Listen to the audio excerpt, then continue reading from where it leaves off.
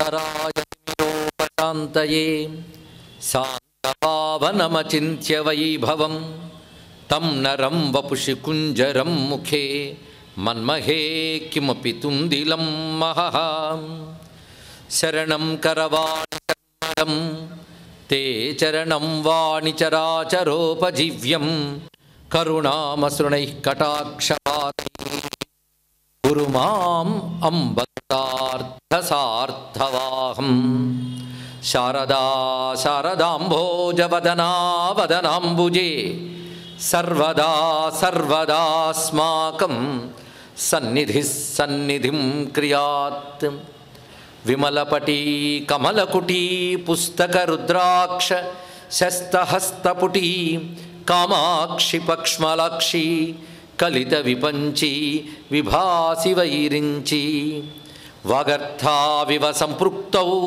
वागर्थप्रतिपत्तये जगतः पितरौ वन्दे पार्वती परमेश्वरौ गुरवे सर्वलोकानां भिषजे भवरोगिणां निधये सर्वविद्यानां दक्षिणामूर्तये नमः नारायणसमारम्भां व्यासशङ्करमध्यमाम् अस्मदाचार्यपर्यन्तां वन्दे गुरुपरम्परां नारायणं नमस्कृत्य नरं चैव नरोत्तमं देवीं सरस्वतीं व्यासं ततो जयमुदीरयेत् यज्ञेश अच्युत गोविन्द माधव अनंत केशव कृष्ण विष्णु हृषीकेश वासुदेव नमोस्तुते श्री वासुदेव नमोस्तुते शरणागत दीनार्थ परित्राण परायणे सर्वस्यार्ति हरे देवी नारायणि नमोस्तुते शिवाय गुरवे नमः शिवाय गुरवे नमः शिवाय गुरवे नमः श्रीमात्रे नमः श्रीमात्रे नमः श्रीमात्रे नमः श्री विष्णुरूपाय नमः शिवाय श्री विष्णुरूपाय नमः शिवाय श्री विष्णुरूपाय नमः शिवाय श्री कृष्ण शरणं मम श्री कृष्ण शरणं मम श्री कृष्ण शरणं मम श्री दुर्गायै नमः श्री दुर्गायै नमः श्री दुर्गायै नमः భగవన్మయమైన సభా సదస్సుకి సవినయ నమస్సులు సమర్పణ చేసుకుంటూ గత 5 రోజులుగా చెప్పుకు వస్తున్న పురాణ కథలు మన కోసం అనే పేరుతో పురాణ విజ్ఞానాన్ని మనం చెప్పుకుంటూ వస్తున్నాం. ఇవాళ 6వ రోజులోకి ప్రవేశించాం. 2 రోజులుగా మహావృత్తాంతం పూర్తి చేసుకున్నాం.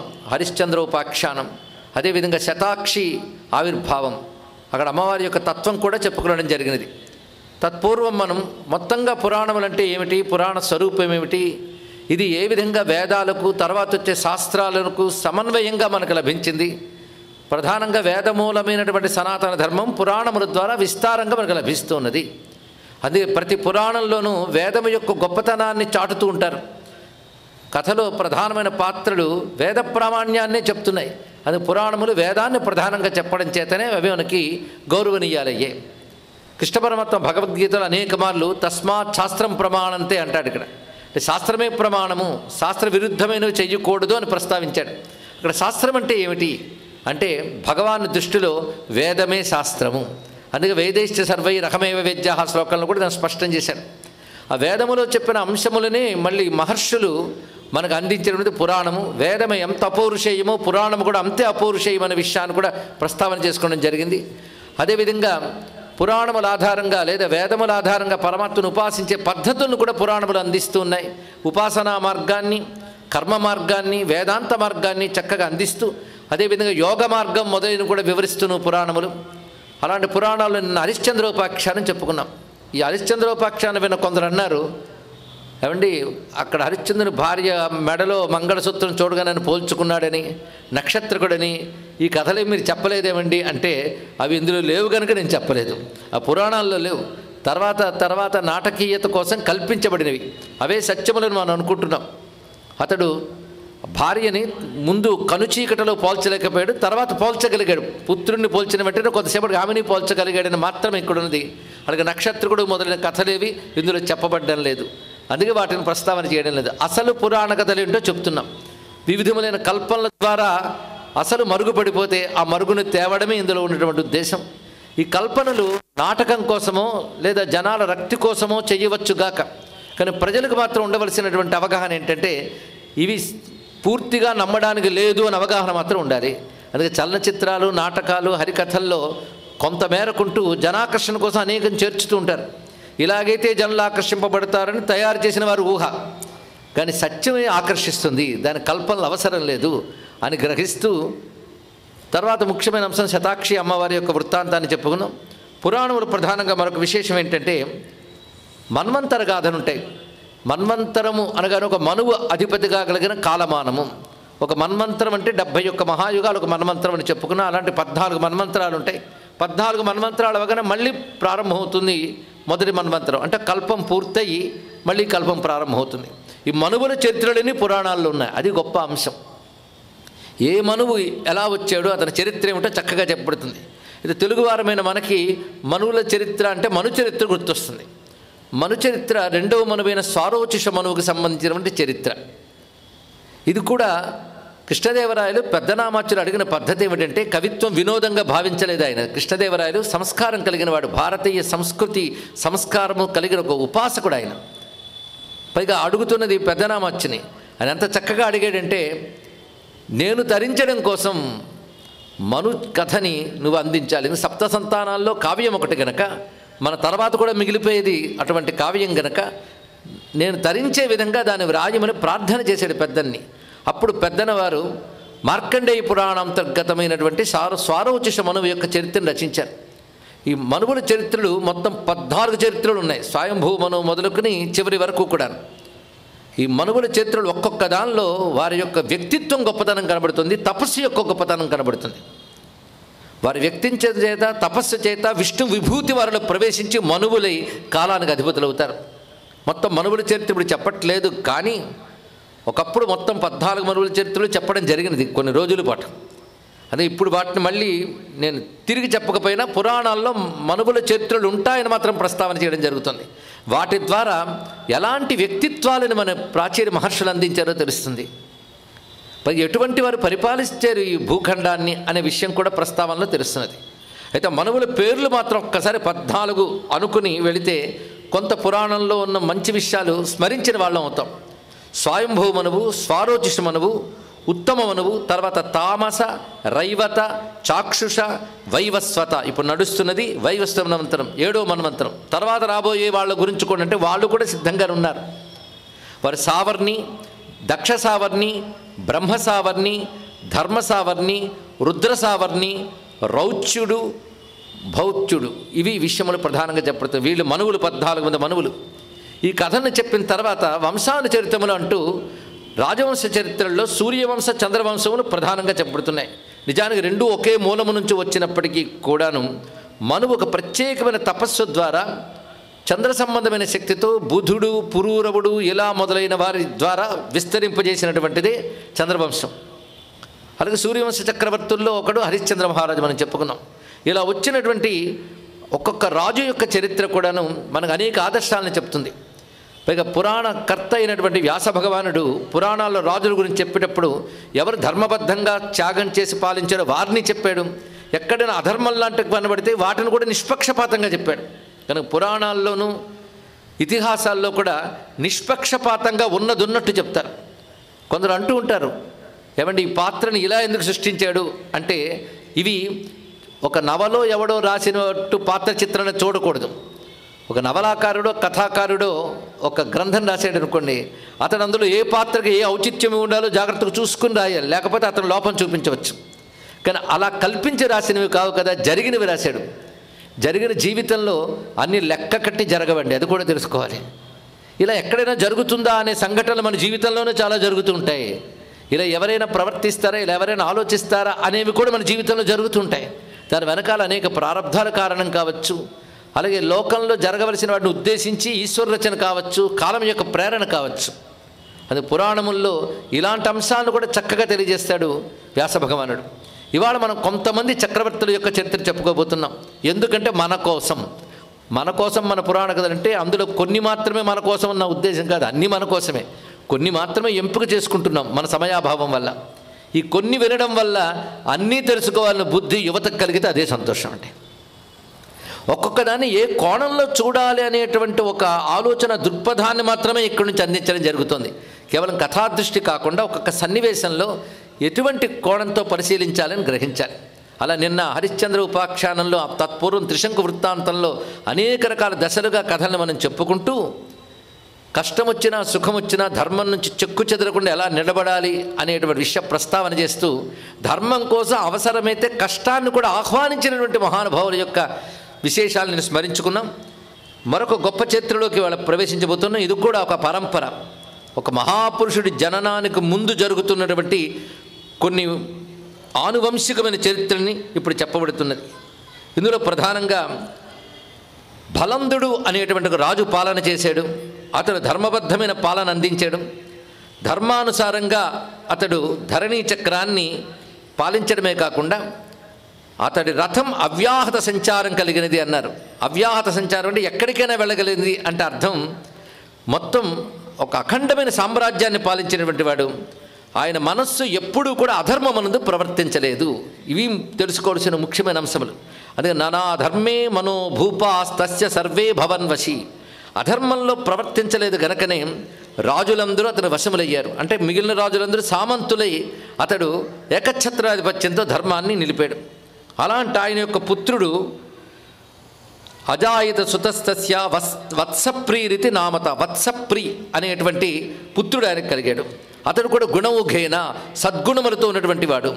ఆ సద్గుణములతో ఉన్నటువంటి ఆయన సౌనంద అనే ఒక ఆమెను వివాహం చేసుకున్నాడు అని చెప్పారు. ఆ వృత్తాంతం చెప్తూ విధూరథుని పుత్రిక అయిన సౌనందని వివాహం చేసుకున్నాడు ఈ వత్సప్రి అనేటువంటి వాడు.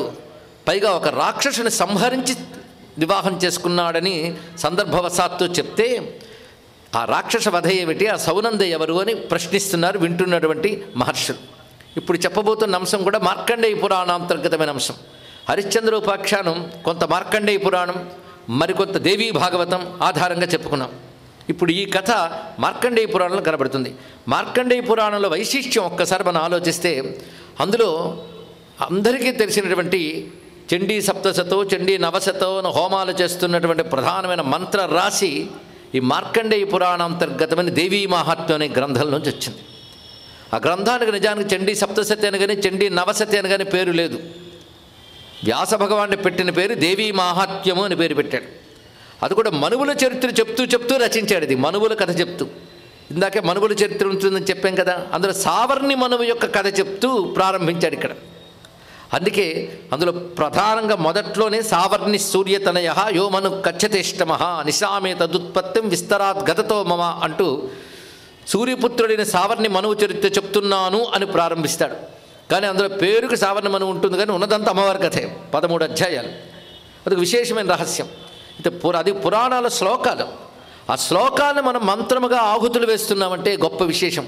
పురాణాల్లో ఆ మర్యాద పొందినది కేవలం దేవీ మహాత్మ్య గ్రంథం మాత్రమే. మొత్తం 18 పురాణాల్లో ఆహుతులు వేయడానికి వాడే శ్లోకములు అందులోనే కనబడుతున్నాయి. అంటే ఒక్కొక్క శ్లోకంలో ఒక్కొక్క మంత్ర రాసి నిబద్ధం చేశారు ఆ మహానుభావుడు. మొత్తంగా అది ఎవరిని చెప్తుందంటే అమ్మవారిని చెప్తుంది మొత్తం. అందుకే దానికి మరొక పేరు పెట్టాడు ఆయన, సావర్ణి మనువు కథ అయినా దేవీ మహాత్మ్యం అనే పేరు అందులోనే వ్రాస్తాడు వ్యాస భగవానుడు. తర్వాత కాలంలో దానికి హోమ ప్రక్రియగా ఉపయోగించడానికి గాను అందులో చెప్పబడ్డ 560 పైచిలుకు మంత్రాల్ని అంటే శ్లోకాలను 700 మంత్రములుగా విభాగం చేసి సప్తశతి అన్నారు కొందరు, కాదు నవశతి అన్నారు కొంతమంది, 900గా చేశారు. కానీ నిజానికి శ్లోక సంఖ్య 700 కాదు 900 కాదు. మనకు బాగా పరిచయం కనుక దాని గురించి ముందు చెప్పడం జరుగుతుంది.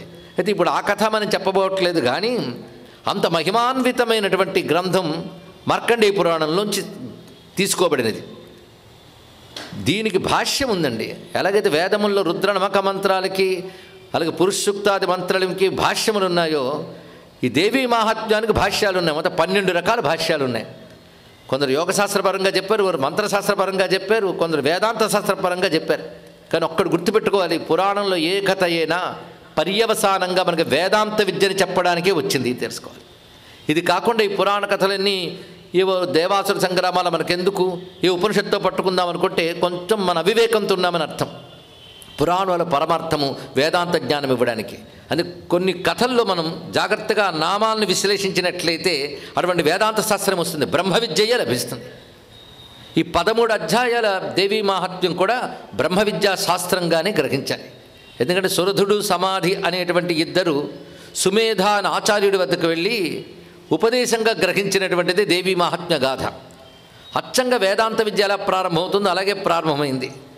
బ్రహ్మవేత్త వద్దకు వెళ్ళి అడగాలి వేదాంత విద్యని ఉపనిషత్తు చెప్తుంది. అలాగే వాళ్ళు వెళ్ళారు. ఆచార్యవాన్ పురుషో వేద అని చెప్పినట్లుగా ఆచార్యుని ఆశ్రయించారు. పైగా మాకు విస్తారంగా జ్ఞానాన్ని తెలియజేయవలసిందని బ్రహ్మవిదాంబర అని సంబోధిస్తారు వాళ్ళిద్దరు కూడా సుమేధని. అంటే బ్రహ్మవేత్తల్లో గొప్పవాడివైన సుమేధ, మాకు నువ్వు జ్ఞానాన్ని కలిగించు అని అడుగుతారు. అంటే బ్రహ్మవేత్తల్లో గొప్పవాడు ఏం చెప్తారండి? బ్రహ్మ విద్య చెప్తాడు. కనుక చెప్పిన మొత్తం 13 అధ్యాయాలు బ్రహ్మ విద్యా స్వరూపిణిగా అమ్మవారిని మనకు తెలియజేస్తారు. నేను దేవతలందరూ శతాక్షి స్తోత్రంలో బ్రహ్మ విద్యగానే అమ్మవారిని చూపించారు.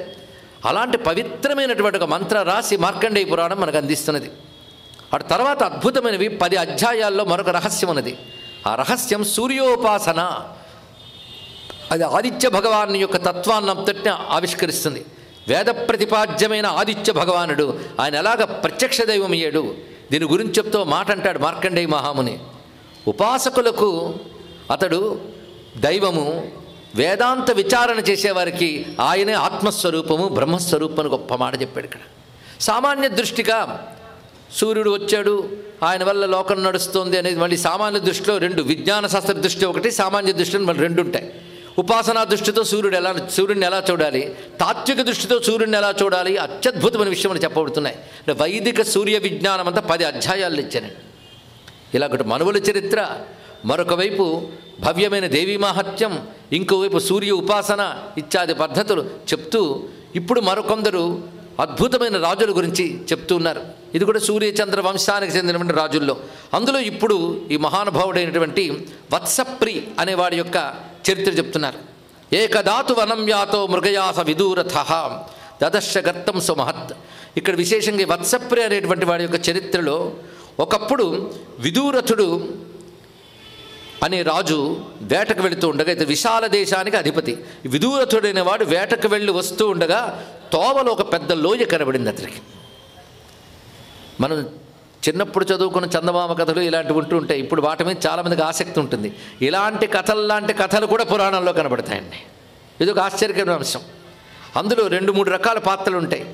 మానుషమైన పాత్రలు ఒకటి, ఆసురీ పాత్రలు ఒకటి, దైవీ పాత్రలు ఉంటాయి. అంటే దేవతలు కూడా పాత్రలుగా ఉంటారు, అసురులు కూడా పాత్రలుగా ఉంటారు. అంటే ఇవన్నీ మనం చూస్తే ఏమనిపిస్తుందంటే దేవతలు అసురులు ఇప్పుడు మనకు ఎవరు కనిపించట్లేదు కనుక పురాణ కథలు కల్పితాలు అంటాం మనం. అది ఇప్పటి కాలం యొక్క కథ కాదు. ఎందుకంటే కలియుగంలో దేవతల్ని దర్శించేటట్టు అవకాశం ఎవరికి లేదు. దేవతలు మనుషులు కలిసి తిరిగే అవకాశం లేదు. ద్వాపర యుగాంతం వరకు ఉంది. అందుకే ద్వాపర యుగాంతం వరకు చెప్పిన కథల్లో ఋషులు పాత్రలుగా ఉంటారు, దేవతలు పాత్రలుగా ఉంటారు. మన మహాభారతంలో వాళ్ళందరూ ఉన్నారు కదా. అసురులు పాత్రగా కూడా కనిపిస్తూ ఉంటారు. కానీ కలియుగం ప్రవేశించిన తర్వాత దివ్యత్వాన్ని గ్రహించగలిగే శక్తి మానవులకు తగ్గిపోతుంది బాగా. కేవలం భౌతికమైన ఇంద్రియాలతో భౌతిక విషయాల గురించే మాట్లాడతారు. పెద్ద విజ్ఞాన శాస్త్రవేత్తలు అనుకుంటారు కానీ వాళ్ళు భౌతిక దృష్టితోనే ఆలోచిస్తారు. భౌతికతకి అందేది మాత్రమే విజ్ఞానం అనే భ్రాంతులు ఉంటారు కలియుగంలో. ఫిజికల్ లెవెల్ దాటి వెళ్ళలేరు. అదే సైన్స్కి కూడా ఫిజిక్స్ అనే పేరు పెట్టుకున్నారు వాళ్ళు.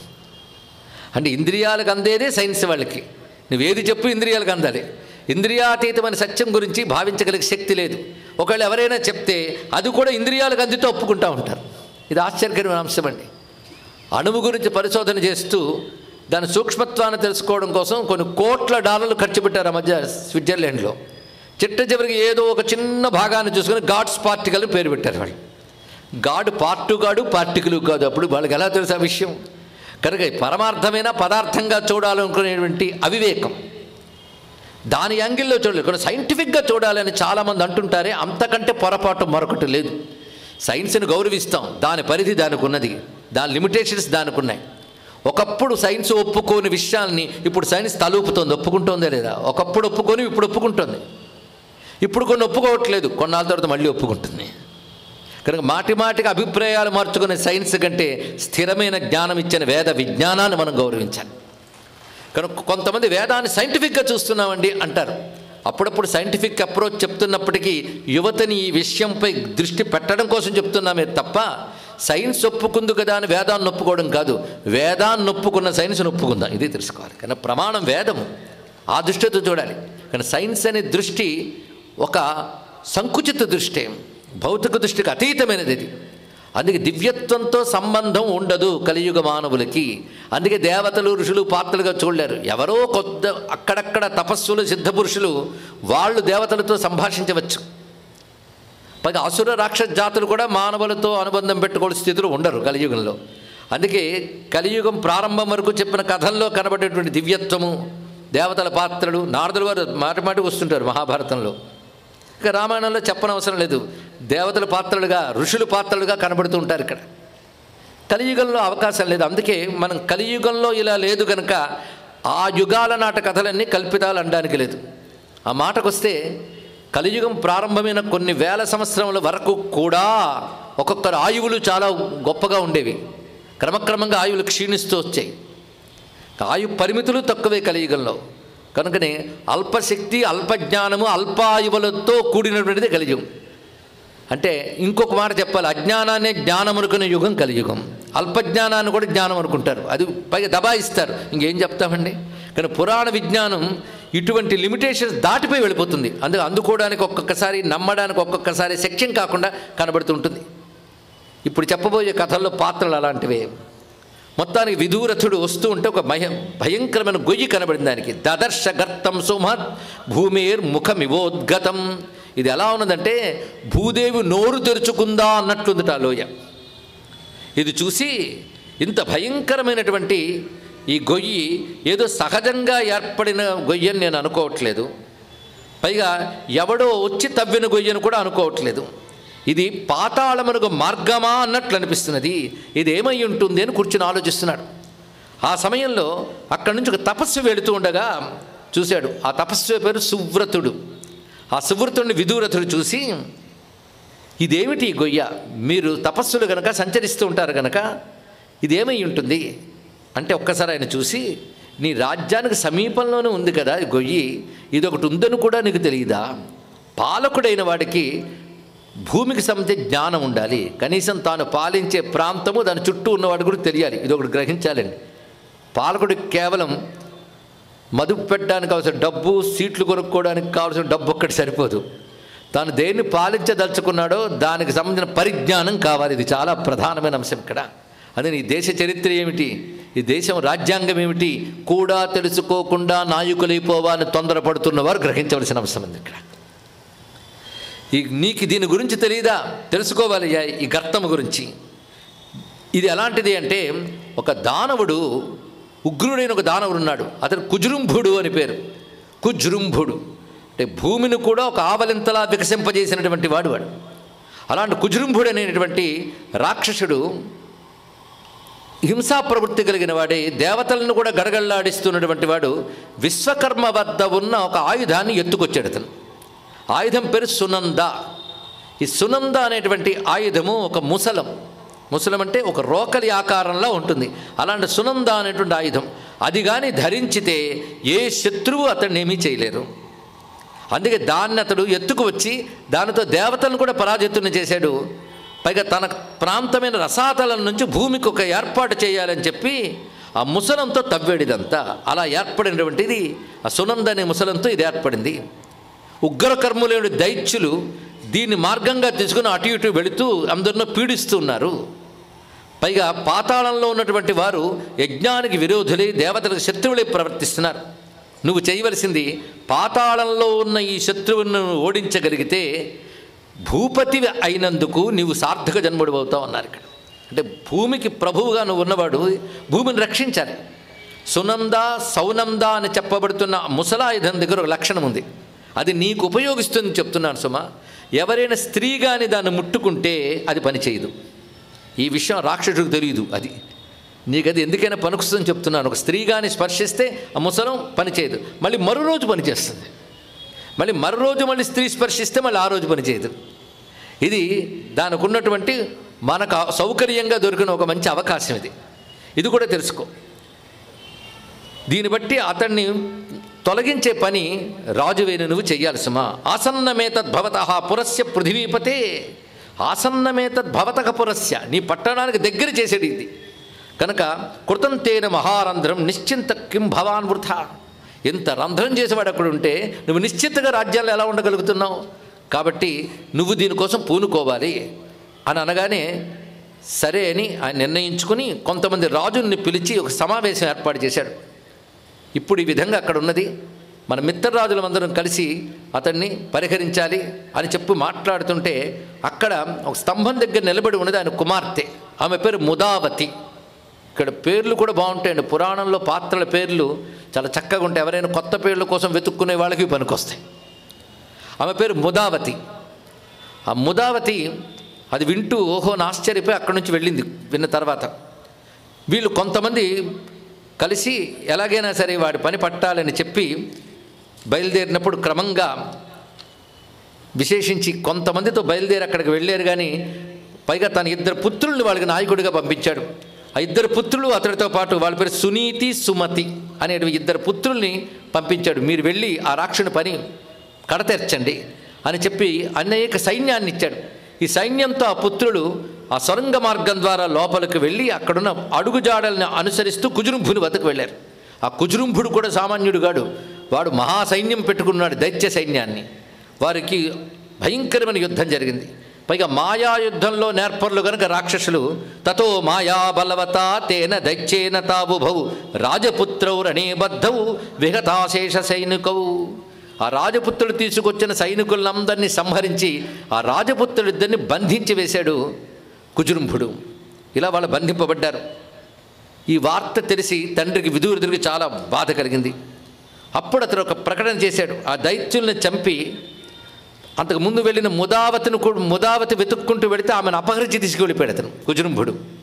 ముదావతిని కూడా అపహరించి తీసుకెళ్ళి బంధించాడు. ఇప్పుడు వీళ్ళిద్దరిని బంధించాడు.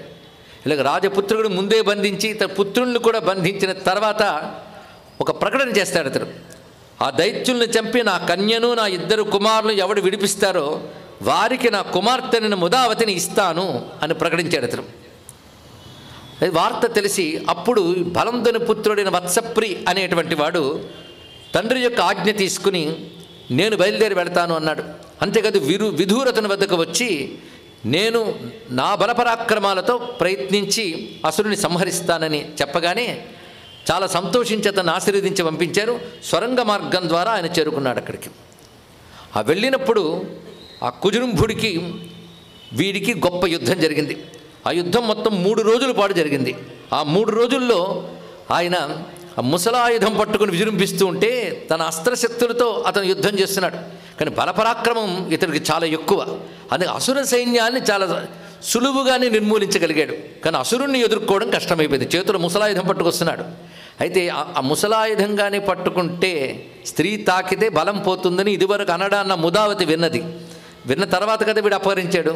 విన్నది గనక బంధింపబడ్డ ఆమె వీడు ముసలాయుధం తీసుకువెడుతుంటే నమస్కారం చేస్తుంది ముసలాయుధాన్ని. ఇది ఆశ్చర్యపోయి ముసలాయుధం పట్టుకుని దీన్ని నమస్కారం చేస్తుంది ఏమిటో అనుకుంటే ఒకసారి తాకి నమస్కారం చేసింది ఆమె. తాకి నమస్కారం చేయగానే భక్తితో చేస్తుంది అనుకున్నాడు. యుద్ధానికి సిద్ధమయ్యాడు. ఆ రోజు ఆ ముసలాయుధం పని చేయలేదు. మళ్ళీ 2వ రోజు ప్రయత్నించాడు. 2వ రోజు అవి తాకింది. అలా 3 రోజులు యుద్ధంలో ఇతర ఆయుధాలు ప్రయోగించాడు. వాళ్ళకి వీడి సమాధానాలు చెప్పారు. ముసలాయుధం మాత్రం పని చేయలేదు. ఇటువంటి స్థితిలో మహానుభావుడైనటువంటి వత్సప్రి యుద్ధం చేస్తూ సపావకాస్తేన హృది క్షత్రో భృశం తచ్చాజదేహం త్రిదసారిరాత్మన బభూవ సజ్జశ్చ మహోరగాణాం రసాతలాంతేషు మహానథోత్సవ. ఆ యుద్ధంలో చివరికి పావకాస్త్రేణ అంటే ఆగ్నేయాస్త్రాన్ని ప్రయోగించి ఆ రాక్షసుని కుజునుభుణ్ణి సంహరించాడు. మన వత్సప్రి అనేటువంటి రాజు ఆ కుజునుభుణ్ణి సంహరించాడు. ఈ పరాక్రమ గాథలో అసుర సంహార గాథ చెప్పబడుతున్నది. ఆ తర్వాత అక్కడ ఉన్నటువంటి దేవతలందరూ కూడా, అంటే రసాతలాది లోకముల్లో ఉన్నటువంటి నాగజాతులు మొదలైన వాళ్ళు చాలా సంతోషించారు అసుర సంహారం జరగడంతో.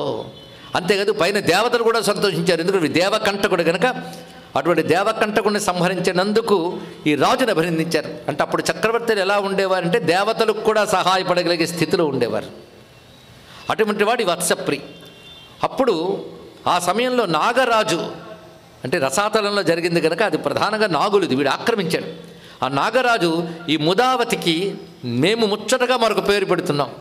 ఈమె ఈ సునంద అనబడే ఆయుధాన్ని పట్టుకుని బలహీనపరిచింది కనుక ఆ నామంతో ఈమె సౌనంద సునంద అని ఈమెను మేము పిలుస్తున్నాం అని ప్రత్యేకంగా సునంద అని పేరు పెట్టారు ఇక్కడ. ఆ సమయంలో ఒక సభని ఏర్పాటు చేసి విదురథుడు అంటున్నాడు, ఇవాళ నేను 3 విధాలుగా ఒక మహోత్సవాన్ని చేస్తున్నాను. 1, శత్రువు మరణించాడు. 2, నా పుత్రులు పుత్రిక మళ్ళీ వారి వారి శరీరాలతో క్షేమంగా వచ్చారు. 3వది, ఈ మహానుభావుడైన వత్సప్రిని నేను అల్లుడిగా పొందాను అని చెప్పి వారు ఉభయులకి వివాహం చేశాడు. ఈ విధంగా వత్సప్రి ముదావతి చరిత్ర చెప్పబడుతున్నది. ఈ వత్సప్రి యొక్క సంతానం తర్వాత చెప్పబడుతూ ఆయనకు సునంద గర్భం నుంచి 12 మంది పుత్రులు కలిగారు. వాళ్ళు ప్రాంశు, ప్రవీర, శూర, సుచక్ర, విక్రమ, క్రమ, బల, బలాక, చండ, ప్రచండ, సువిక్రమ, స్వరూప. మొత్తం 12 మంది. పేర్లు గుర్తుపెట్టుకునే ప్రయత్నం చేయకండి, వింటే చాలంతే. ఈ 12 మందిలో జ్యేష్ఠుడు ప్రాంశుడు, ఈయన రాజు అయ్యాడు. మిగిలిన 11 కూడా ఆయన సేవ చేస్తూ రాజకార్యాలు నిర్వహిస్తున్నారు. ఇప్పుడు ఇక్కడ తెలుసుకోవాల్సిన విషయం ఏంటంటే, జ్యేష్ఠుడు రాజు అయినప్పుడు మిగిలిన వాళ్ళు ఏం చేస్తారు? ఊరికన ఖాళీగా ఉంటారా? రాజకార్యాలు చాలా ఉంటాయి. అలాగే రాజు విస్తారమైన రాజ్యాన్ని పాలించేటప్పుడు కొన్ని ప్రాంతాలు ఉంటాయి. ఒక్కొక్కరు ఒక్కొక్క ప్రాంతాన్ని తీసుకోవచ్చు, లేదా పరిపాలనా విభాగాలను పంచుకోవచ్చు. కానీ వారు ఖాళీగా కూర్చోడు, వారు రాజకార్యాల్లో ప్రధానంగా ఉంటారు. కానీ ప్రధానమైన రాజు మాత్రం జ్యేష్ఠుడు అవుతాడు. ఈ వివరణ తర్వాత చెప్పబోయే కథకి చాలా అవసరం. అప్పుడు రాచరిక వ్యవస్థ ఎలా ఉండేది అనేది కూడా తెలుస్తున్నది. ఈ విధంగా వాళ్ళందరూ కూడా జ్యేష్ఠపుత్రుడైనటువంటి ప్రాంశువుని గౌరవిస్తూ 11 కూడా వారికి ఆ అన్నగారి యొక్క అధిపాజ్ఞంలో ఉంటూ సమానంగా గౌరవింపబడుతూ ఉన్నారు. ఇక్కడ వివిధమైన యజ్ఞములు చేస్తూ ఆయన ధర్మబద్ధంగా రాజ్యాన్ని పాలిస్తున్నాడు. ఇక్కడ ప్రతి వారి ప్రజా పరిపాలన ఎలా చేశారో కొన్ని వాక్యాలు చెప్తారండి, అది కొంచెం గమనించుకోవాల్సింది. అప్పుడు పాలకులకి ప్రజలే పరమావధి. ఇది ప్రధానంగా భారతీయ రాజనీతి శాస్త్రంలో ప్రజలే పరమావధి. ఇది మనకి రామాయణంలో కనబడుతుంది, భారతంలో కనబడుతుంది, పురాణంలో అన్నిట్లో కనబడుతుంది. అందుకే రామాయణంలో ధర్మాలు త్రేతాయుగం నాటివి, భారతంలో ధర్మాలు ద్వాపరయుగం నాటివి. ఇప్పుడు చెప్తున్నవి ఇదివరకటి యుగాలలో ఎన్నెన్ని మన్వంతరాల్లో కథలు. కానీ చిత్రం ఏంటంటే ఆ మన్వంతరాల్లో రాజధర్మాలు ఏమిటో రామాయణ కాలంలో అవే రాజధర్మాలు, మళ్ళీ మహాభారతంలో అవే రాజధర్మాలు. మారలేదు, చూసారా? యుగాలు జరిగినా మారలేదు అంటే అది సనాతన ధర్మంలో చెప్పబడ్డ రాజనీతి శాస్త్రం కనుక ఈ సనాతనం అండి. ఇక్కడ అంటే మనకంటూ స్వతంత్ర దేశాన్ని ఏర్పరచుకునేటప్పుడే మనకంటూ రాజనీతి శాస్త్రం ఉందని కూడా ఆలోచించని పెద్దవాళ్ళు ఉండడం వల్ల మనం కొంత దురదృష్టానికి లోనయ్యాం. ఆ సమయంలో మనకైన రాజనీతి శాస్త్రాన్ని కొంచెం పరిశీలించి ఉన్నప్పటికీ కూడా పటిష్టమైన ఒక వ్యవస్థని ఏర్పరిచేవాళ్ళం. అలా ఏర్పరచుకోకపోవడం వల్ల క్రమక్రమంగా మన గొప్పతనం మనం తెలుసుకొని భారత జాతి ఈ 7 శతాబ్దాల పైచురుగ్గా తయారైందండి. అవునా లేదా? పోనీ మన గొప్పతనాన్ని చెప్పే చరిత్ర కూడా లేదు, గ్రంథాలలో అన్నీ కూడా వక్రీకరించబడే చరిత్రే చదువుతున్నాం. అందుకే ఆనాటి చక్రవర్తులు వాళ్ళ ఆలోచన ఏమిటి, ఎలా పాలన చేశారు? ప్రజాక్షేమమే వాళ్ళకి పరమావధి. అందులో ఏదో కొద్దిమంది క్షేమం కాదు, ఒక వర్గం యొక్క క్షేమం ఎప్పుడూ కోరుకోలేదు, అన్ని వర్గాల క్షేమం కోరుకున్నారు. రామాయణంలో మాట ఉంటుంది, చాతుర్వర్ణ్యస్య రక్షిత అనో మాట, 4 వర్ణాల వారిని రక్షించేవాడు అన్నారు ఇక్కడ. అంతేగాని తాను ప్రభువు కాగానే తాను ఏ కులానికి చెందినవాడు ఆ కులం వారికి అన్ని పట్టాలు కట్టేసి తనకి వ్యతిరేకమైన వాళ్ళ మీద ప్రతీకారం తెచ్చుకోవడం కోసమే పదవీ కాలం అంతా వినియోగించి వెళ్ళిపోతున్న కాలాన్ని మనం ప్రజాపాలన అంటున్నామే. కానీ ఇప్పుడు చెప్పండి, ఏది నిజమైన ప్రజాపాలన? తాను పాలన చేస్తూ అందరినీ సమానంగా చూడగలిగేటువంటి, అందరినీ సమానంగా అంటే వారి వారి యొక్క హద్దుల్ని వాళ్ళకి యోగ్యతలను అనుసరిస్తూ ఎవరికి ఏది ఇవ్వాలో అది ఇస్తూ చూసేటువంటి వారు. అలా చక్కగా పాలన చేస్తూ ఉన్నటువంటి వాడు ఈ ప్రాంశుడు. ప్రజాతిస్తస్య పుత్రో భూజ్యస్య యజ్ఞే శతక్రతు. ఆ ప్రాంశుడు యొక్క పుత్రుడు ప్రజాతి. ఈ ప్రజాతి ఆయన కూడా పూర్వీకుల వల్లనే యజ్ఞయాగాదుల ద్వారా ఇంద్రాదేవతలను సంతోషపరుస్తూ పాలన ద్వారా ప్రజల్ని సంతృప్తిపరుస్తూ ధర్మబద్ధమైన పాలన చేశాడు. అప్పుడు పాలనలో యజ్ఞయాగాదులు రాజులు చేశారని అన్ని చోట్ల కనబడుతుంటుంది. ఎందుకది అంటే ప్రకృతి మానవులు, ఇందులో ప్రకృతి ద్వారా మానవులు ఇతర జీవులు కూడా క్షేమంగా ఉండాలంటే ప్రకృతి శక్తుల అనుగ్రహం కావాలి. కానీ ప్రకృతిని శాసించే దేవతల యొక్క ప్రసన్నత వల్ల ప్రకృతి ప్రజలు దేశము క్షేమంగా ఉంటాయని చెప్పి చేస్తారు యజ్ఞములు అందుకోసం చేస్తారు. ఆ విధంగా యజ్ఞయాద క్రతువులు చేసి దేవతను సంతృప్తిపరిచి లోకానికి క్షేమకరంగా పాలన చేస్తున్నాడు. ఆయనకు కలిగిన సంతానంలో ప్రధానంగా ప్రజాతి ఒకడు. ఈ ప్రజాతికి 5 పుత్రులు కలిగారు. ఈ 5 పుత్రులు చాలా విశేషమైన వారు. అందులో మొదటివాడు ఖనిత్రుడు. ఈ ఖనిత్రుడు తర్వాత వచ్చినటువంటి వారు శాంతుడు, సత్యవాది, శూరుడు, ఇర్చాదులు మరికొంతమంది ఉన్నారు. వాళ్ళందరితో పాటు ఇతను చక్కగా ఉన్నాడు. అయితే ఖనిత్రుడు ఎంత గొప్పవాడంటే జ్యేష్ఠపుత్రుడై ఉంటూను ఆయన సత్యము, ధర్మము, శూరత్వము మూడింటితో పాలన చేసేట. గొప్ప మాట చూడండి. సత్యము, ధర్మము, శూరత్వము ఇది ఉండాలి. పాలకుడైన వాడికి పరాక్రమం ఉండాలి. పరాక్రమం దేనికంటే రక్షణ కోసం. ముందు దేశంలో వారికి రక్షణ కల్పించాలి, ఇతరత్రా శత్రుబాధలు దేశానికి రాకుండా చూడగలగాలి. అలాంటి బలమున్నవాడే పాలకుడవుతాడు. అందుకని శాంతి కాముకుడిని అని చెప్తూ ఇతర దేశాల ముందు సలాములు చేస్తూ కూర్చోవడం కాదు. ఇతర దేశ వాళ్ళు ఏమైనా చెయ్యబోయినా సమాధానం చెప్పగలిగే సత్తాతో దేశాన్ని పాలించగలగాలి. అంత బలంగా పాలించగలగాలి. అలాంటి పాలనకి శౌర్యం కావాలి. అందుకే పాలనకు ఉండవలసినవి ఏమిటి? సత్యము, ధర్మము, శౌర్యము, శాంతి. ఈ 4 అందించాలి పాలకుడైన వాడు అని చెప్పారు. అతను అలాగ పాలన చేస్తూ ఉన్నప్పుడు ఒక సిద్ధాంతాన్ని అతను ప్రతిపాదన చేశాడు. ఈ కథలు ఎందుకు ఎంచుకున్నామో మీకే తెలుస్తుంది. వరుసగా కొన్ని శ్లోకాలు అంటే అతని సిద్ధాంతాలు ప్రకటించినవి చెప్తున్నారు ఇక్కడ వరుసగా. ఆయన ప్రజలందరికీ తెలియజేస్తున్న మాటలు అంటే సందేశం, రాజు యొక్క సందేశం, ఖనిత్రుడు అనబడే రాజు యొక్క సందేశం. నిజానికి శ్లోకాలు జాగ్రత్తగా రాస్తే భారతదేశంలో పార్లమెంటు భవనంలో పెట్టవచ్చు, ప్రతి రాష్ట్రంలో అసెంబ్లీల్లో పెట్టాలి, ప్రతి పాలనా రంగంలో ఉండాలంటే అలాంటి శ్లోకాలు రాశాడు. అవునా కాదు మీరే చెప్తారు. ఆయన మహానుభావుడు, స్వధర్మపరాయణుడు, వృద్ధుల్ని సేవించేవాడు, శాస్త్రములను దర్శించినవాడు, గొప్ప వాగ్మి, వినయ సంపన్నుడు, అహంకార రహితుడు, సర్వలోక ప్రియుడు. ఇవి ఆయన లక్షణాలు. ఆయన అంటున్న మాటలు ఏమిటంటే నందంతు సర్వభూతాని స్నిహ్యంతు విజనేష్వపి. మొదటి 2 వాక్యాలు. నా రాజ్యములో సర్వప్రాణులు ఆనందముగా ఉండుగాక. సర్వభూతాని చూడండి ఇక్కడ. అదే మనుషులు మాత్రమే కాదు. అది కాళిదాసు అభిజ్ఞాన శాకుంతల నాటకంలో చివరికి ఒక మాట అంటాడు, ప్రవర్తతాం ప్రకృతిహితాయ పార్థివ అన్నాడు. రాజు అయిన వాడు ప్రకృతి క్షేమమునకై ప్రవర్తించుగాక అన్నాడు. అది ముఖ్యమండి. అదే మానవులకి ఏదో కట్టిస్తారని చెప్పి నీళ్లను కలుషితం చేసి, గాలిని కలుషితం చేసి, జంతువులు నాశనం చేసి, అరణ్యాలు తగలెట్టి కాదు. ఇక్కడ మొత్తం ప్రకృతి క్షేమంగా ఉండాలి. అది రాజు యొక్క బాధ్యత. కానీ సనాతన ధర్మంలో రాజనీతి అంటే ఏమిటంటే మొత్తం రాజ్యంలో ఉన్న ప్రకృతి మొత్తం క్షేమంగా ఉండాలి. అది ముందు చూసుకోవాలి. సర్వ ప్రాణికోటి క్షేమంగా ఉండాలి. నందంతు సర్వభూతాన్ని స్నిహ్యంతు విజనేష్వపి. అంటే లోకంలో తనవారు పైవారు ఉంటారు. పైవారి పట్ల కూడా అంటే పరాయి వారి పట్ల కూడా ప్రేమ కలిగి ఉండాలి. తనవారని మాత్రమే కాకుండా పరాయి వారి పట్ల కూడా స్నేహభావం కలిగి ఉండాలి. స్వస్థ్యస్తు సర్వభూతేషు నిరాతంకాని సంతుచ. అందరూ ఆనందంగా ఉండాలనే కాదు, అందరికీ మేలు కలగాలి. తర్వాత భయం అనేది ఉండకూడదు. ఎవరి వల్ల భయం కలగకూడదు. అది అని ఎవడేం చేసేస్తాడో అని భయం, శాంతి భద్రత సమస్యలు ప్రజలకి రాకూడదండి. వాళ్ళు ఎప్పుడు శాంతంగా హాయిగా ఉండాలి అని నిరాతంకాని సంతుచ. మా వ్యాధిరస్తు భూతానా మాధ్యయోనో భవంతుచ. ఏ ఒక్కరికి వ్యాధులు ఉండకూడదు, ఆధులు ఉండకూడదు. వ్యాధులు అంటే శారీరక రోగాలు, ఆధులు అంటే మానసిక రోగాలు. శారీరక మానసిక రుగ్మతలు ఉండకూడదు. మనుషులందరూ కూడా మైత్రీమశేష భూతాని, ప్రాణికోటి అంతా మైత్రీభావంతో ఉండాలి. అది సనాతన ధర్మ సందేశం అని చెప్తూ ఇది ప్రపంచానికి భారతదేశం ఇచ్చిన సందేశం, ప్రపంచం మొత్తం అనుసరించవలసిన సందేశం అని మళ్ళీ దీన్నే తీసుకుని ప్రపంచానికి అంతర్జాతీయ గీతాన్ని అనుగ్రహించినటువంటి శ్రీ శ్రీ శ్రీ చంద్రశేఖరేంద్ర సరస్వతి మహాస్వామి వారిని ఒకసారి స్మరించుకుందాం. మైత్రీం భజతాం అఖిల హృజైత్రీం అన్నారు ఇక్కడ. మైత్రీం భజతు, మైత్రి భజించాలి సర్వం. మైత్రితోనే ఎవరినైనా మనం జయించగలం. కానీ పరస్పర మైత్రీం భావం ఉండాలి. యుద్ధాం త్యజత స్పర్ధాం త్యజత త్యజత పరిష్వక్రమమాక్రమణం అన్నారు ఇక్కడ.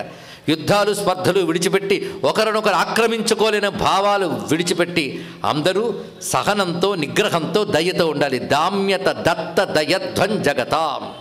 ఉపనిషత్తు చెప్పిన 3 మాటలు చెప్పారు పరమాచార్యులు వారు. దామ్యత దత్త దయధ్వం, నిగ్రహం ఉండాలి. దత్త ఒకరికొకరు ఇచ్చిపుచ్చుకోగలగాలి. దయ కలిగి ఉండాలి. 3 ఉండాలండి ఇక్కడ. అందుకని నాకు బోల్డ్ అంతా సంపద ఉంది, నా అగ్రరాజ్యం కనుక నాకు బోల్డ్ అన్ని యుద్ధ పరికరాలు ఉన్నాయి అని విర్రవేగడం కాదు. అన్ని నీకుంటే ఉండవలసింది దామ్యత, నిన్ను నువ్వు నిగ్రహించుకో. అలాగే ఉన్న దేశాలు లేని దేశాలు ఉంటే ఒకరికొకరు ఇచ్చిపుచ్చుకునే దేశాలు అవ్వాలి, అది దత్త. కష్టకాలంలో ఒకరినొకరు ఆదుకునే దేశాలు కావాలి, అది దయ. ఈ 3 ప్రపంచానికి భారతీయ ఉపనిషత్ విజ్ఞానం ఇచ్చినటువంటి శాస్త్రం అండి. మొత్తం మానవ పరిపాలనకి ఇచ్చింది, ఒక దేశ పాలనకో ఒక ప్రాంత పాలనకో కాదు. కానీ విశ్వక్షేమం కోరుకోవడమే సనాతన ధర్మం యొక్క ఉద్దేశం, విశ్వశ్రేయస్సు అని ఈ వాక్యములు వింటూ ఉంటే ఎంత మధురంగా ఉన్నాయండి. ఇందులో ఎవడు కాదంటాడు వీటినే చెప్పండి. ఇక్కడ సనాతన ధర్మం యొక్క విశాల హృదయాన్ని అర్థం చేసుకోగల ఇక్కడ. అందుకే అంటుండే మైత్రీమశేష భూతాన్ని పుష్యంతు సకలే జనే. సకల జనులు పుష్టిగా ఉండాలి, అంటే శారీరకంగా మానసికంగా సంపత్తు పుష్టిగా ఉండాలి. శివమస్తు ద్విజాతీనం. ఇక్కడికి వచ్చినప్పుడు జాతి వాళ్ళని అన్నారు అనుకోవద్దు. ఎవరు శాస్త్రవేత్తలు, ఎవరు విద్యావేత్తలు, ఎవరు మేధావులో వాళ్లకు శుభం కలగాలన్నాడు. ఈ అర్థం అది. ఎందుకంటే ముందు బౌద్ధికంగా శక్తి కలవారే ఒక ప్రణాళికలు వేయగలరు, దేశాన్ని పురోగమనం చేయగలరు. ప్రీతిరస్తు పరస్పరం, ఒకరి పట్ల ఒకరికి ప్రీతి కలగాలి. సమృద్ధి సర్వవర్ణానాం, ఇది గుర్తుపెట్టుకోవాలి. అంతేగాని ఎవరికి వారు విభాగమయ్యి మీకు కేటాయింపులు వారికి ఆ కేటాయింపులు, ఎందుకంటే మీకు కేటాయిస్తే ఎక్కువ ఓట్లు వేస్తారు, వాళ్ళకి కేటాయిస్తే నోట్లు లేవు అని ఆలోచించకుండా సర్వవర్ణ సమృద్ధి కలగాలి అది కోరుకుంటున్నారు. అంటే వర్ణములు అనేది కేవలం భారతదేశంలో మాత్రమే ఉన్నాయనుకోవద్దు.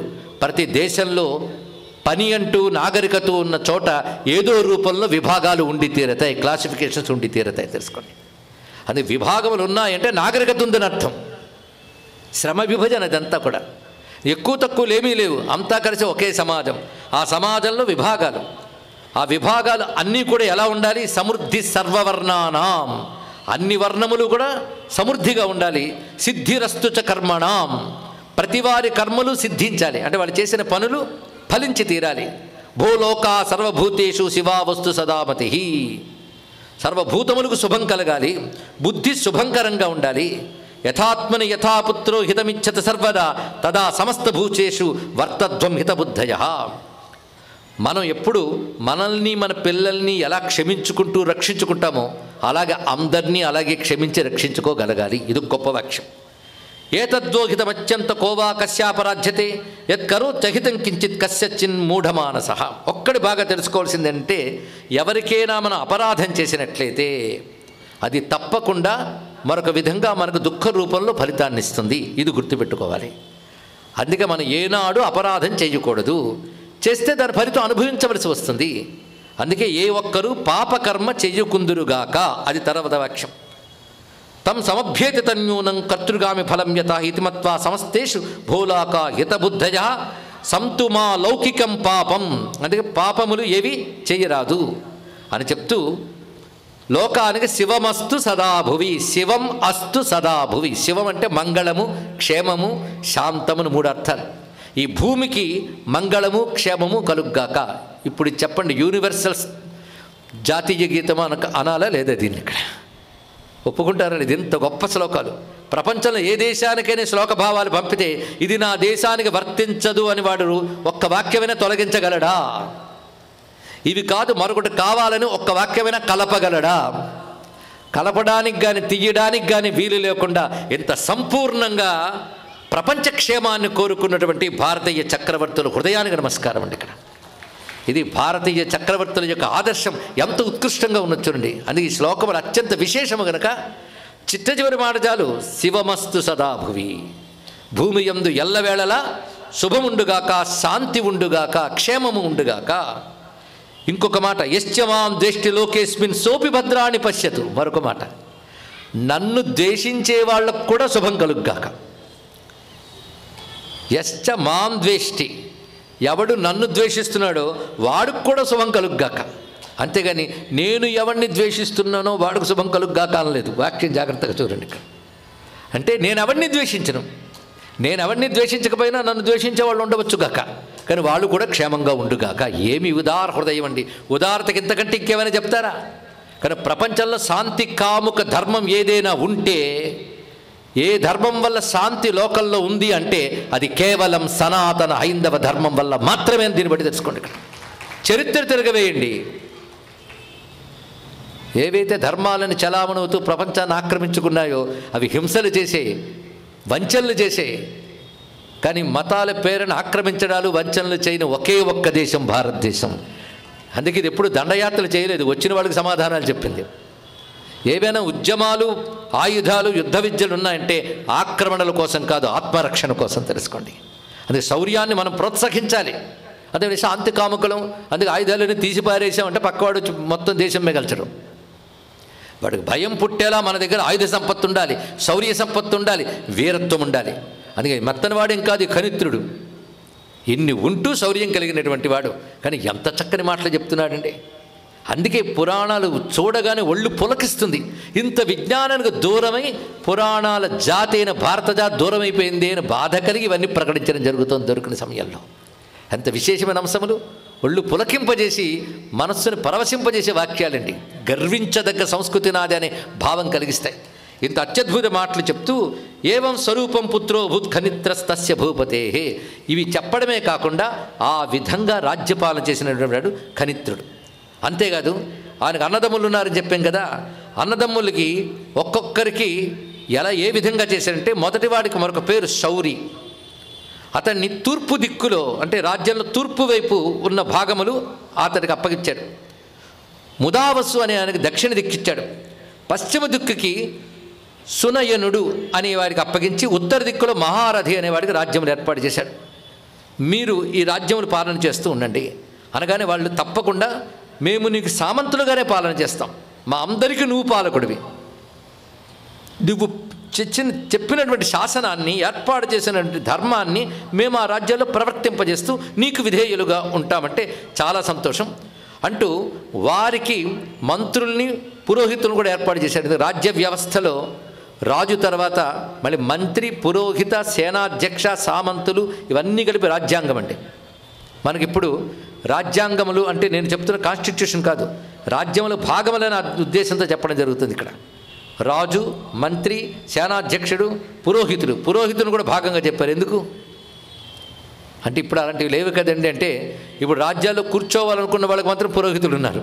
వాళ్ళు గెలవడం కోసం యాగాలు చేస్తారు, మనం చూస్తూనున్నాం. అంటే వాళ్ళ కోసం మాత్రం యాగాలు చేస్తారు. కానీ అప్పుడు అలా కాదు, దేశం కోసం యాగాలు చేసేవారు, రాజ్యం కోసం చేసేవారు. రాబోతున్నటువంటి పరిస్థితులు బట్టి రాజ్యానికి ఏవైనా ప్రమాదాలు సూచనగా తెలిసినట్లయితే ఆ ప్రమాదాలు రాకుండా ఏ క్రతువులు చేయాలో వాళ్ళు చూసేవారండి. అదేవిధంగా సకాలంలో వర్షాలు పడి రైతులు వాళ్ళందరూ క్షేమంగా ఉండాలన్నా, వాణిజ్యములు చక్కగా జరగాలన్నా ఏ వైదిక ప్రక్రియలు ఉన్నాయో వాటిని చూపించేవారు. అలాంటి పురోహిత బలం దైవ బలాన్ని ఇచ్చేది రాజ్యానికి, మంత్రబలం ఆలోచన బలాన్ని ఇచ్చేది, సేనాధ్యక్షుడు మొదలైన వారు రక్షణ బలాన్ని ఇచ్చేవారు. ఇలా అనేక అంగములు ఉంటాయి రాజ్యానికి. ఇది ప్రధానమైన అంశములు. అలాగే ఇక్కడ మీరు నాకు విధేయులు ఉన్నప్పటికీ మీకు స్వతంత్ర భావం కలగాలని చెప్పి నేను మీకు ఈ వ్యవస్థను ఏర్పాటు చేస్తున్నాను, మీరు తగిన పురోహితుని చూసుకోండి. మనందరికీ ప్రధానమైన పురోహితులు మాత్రం వశిష్ఠులు వారే, వారికి నమస్కారం. అయితే వారి సమ్మతితో ఒక్కొక్కరికి వివిధమైన మంత్రులను ఏర్పాటు చేశాడు. అలాగ ఒక్కొక్కరికి మంత్రులు వాళ్ళు ఎలా ఏర్పడ్డారో వివరిస్తున్నాడు ఇక్కడ. ఇందులో వివిధ మునిగణాలు, వివిధ మంత్రులు ఎక్కడ ఏర్పడ్డారు. ఇందులో సుహోత్రుడు అనే బ్రాహ్మణుడు సౌరిక పురోహితుడైతే అతను అత్రి కులోద్భవుడు. గౌతమ కులోద్భవుడైన కుశావర్తుడు ఆ ఉదావసు లేదా ఉదావసునికి పురోహితుడయ్యాడు. కాశ్యప గోత్రుడు ప్రమతి సునయనుకు పురోహితుడయ్యాడు. వశిష్ఠ గోత్రోద్భవుడు అయినటువంటి వాసిష్ఠుడు మహారథునికి పురోహితుడయ్యాడు. ఈ విధంగా చక్కగా ఏర్పాటు చేశాడు. వాళ్ళు క్షేమంగా ఉండాలి. అలాగే మంత్రులను కూడా ఏర్పాటు చేశాడు. ఇందులో శౌరి దగ్గర ఒక మంత్రి ఉన్నాడు, వాడి పేరు విశ్వవేది అనేవాడు.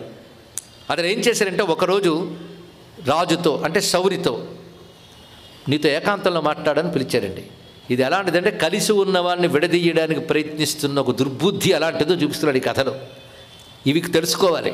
అందరూ కలిసి ఉమ్మడిగా ఉందాం అనుకున్నప్పుడు వాళ్ళల్లో వాళ్ళకి విద్వేషాలు రేకెత్తించే వాళ్ళు ఉంటారు కదా, అలాంటి ఒక వృత్తాంతం ఇక్కడ చెప్తున్నాడు.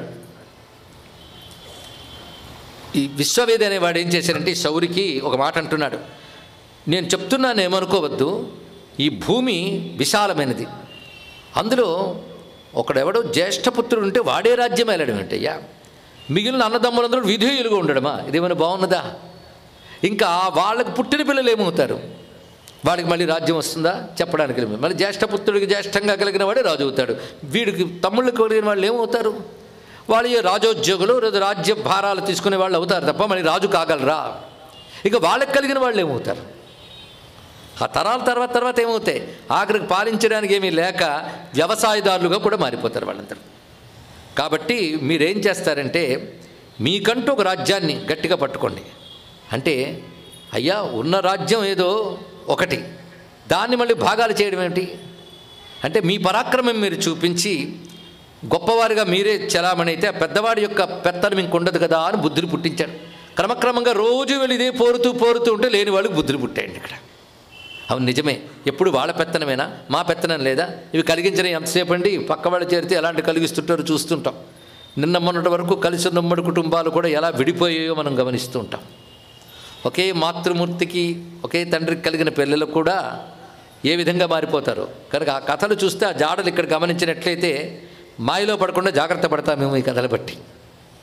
ఇలా వీళ్ళు అనుకుంటూ ఉంటే వాళ్ళు మాత్రం ఏమన్నారు, ఇంత ఈ విశ్వవేద అనేవాడు చెప్తే ఆ శౌరి ఏమన్నాడు తెలుసా, రాజు మా జ్యేష్ఠుడు, మాకు ఆయన ప్రతికూలుడు కాదు, మేము ఆయనకు ప్రతికూలురం కాం, మేము ఆయన అనుకూలమే, అందువల్ల ఆయన భూమిని అంతటినీ మేమందరం కలిసి అనుభవిస్తున్నాం, ఆయన ఒక్కడే కాదు, ఆయన ప్రధానంగా జ్యేష్ఠుడు కనుక ఆయన మహాసామ్రాజ్యం, మా భాగములు మాకున్నాయి, ముందుకంటే మొత్తం సంపద అంతా కూడా పంచుకుంటే అలాగయ్యా ఒక అధీనంలో ఉండాలి, అది సమభాగములుగా ఉండాలి, ఇది విషయం అని చెప్తే నువ్వు చెప్పింది సత్యమే కానీ అంటూ మళ్ళీ ప్రతిరోజు చెప్పడంతో వాళ్ళలో క్రమంగా మార్పు వచ్చింది. అయితే ఏం చేయాలంటే ఆ రాజు ఎవడైతున్నాడో వాడిని ముందు పూర్తి చేయాలి మనం, అతని పేరు ఖనిత్రుడు, ఆ ఖనిత్రుడు అంతమయ్యేలా చేయాలి అని ఈ విశ్వవేద ఏం చేశాడంటే నలుగురు దగ్గరున్న పురోహితుల్ని ఏకం చేశాడు.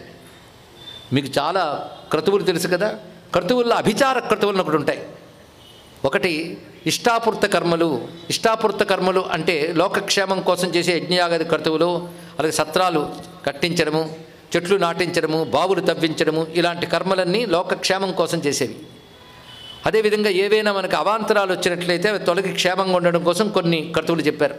అభిచార కర్మలు ఎందుకున్నాయి, అవి కూడా వేదం నుంచి వచ్చాయి కదా అంటే శత్రు బాధలు, బాధించే వాళ్ళ బాధలు మనకి తప్పడం కోసం చేస్తారు. ఎందుకంటే మనం మిత్రంగా ఉన్న శత్రువులు హింసించడానికి వచ్చిన వాళ్ళ నుంచి రక్షించడం కోసం పుట్టిన అభిచార కర్మలు, అవి పట్టుకుని మనం ఇంకొన్ని హింసించడానికి బయలుదేరకూడదు, హింస నుంచి కాపాడుకోవడం కోసం ఏర్పాటు చేసినవి. అలాంటి క్రతువులు తెలిసిన వాళ్ళతో కొన్ని ప్రమాదాలు ఉంటాయి, వాళ్ళ స్వార్థం కోసం వాటిని వినియోగించే ప్రమాదం ఉంది. అది ఎక్కడో మలయాళ దేశంలో కొన్ని సంవత్సరాల క్రితం వాళ్ళకి మంత్రాలు బాగా తెలుసు కనుక ఒకరి మీద ఒకరు ప్రయోగించుకుని ఊరంతా నాశనం అయ్యట. కానీ ఎప్పుడు అభిచారాల కోసమే మంత్రములు కాదండి, తెలుసుకోండి.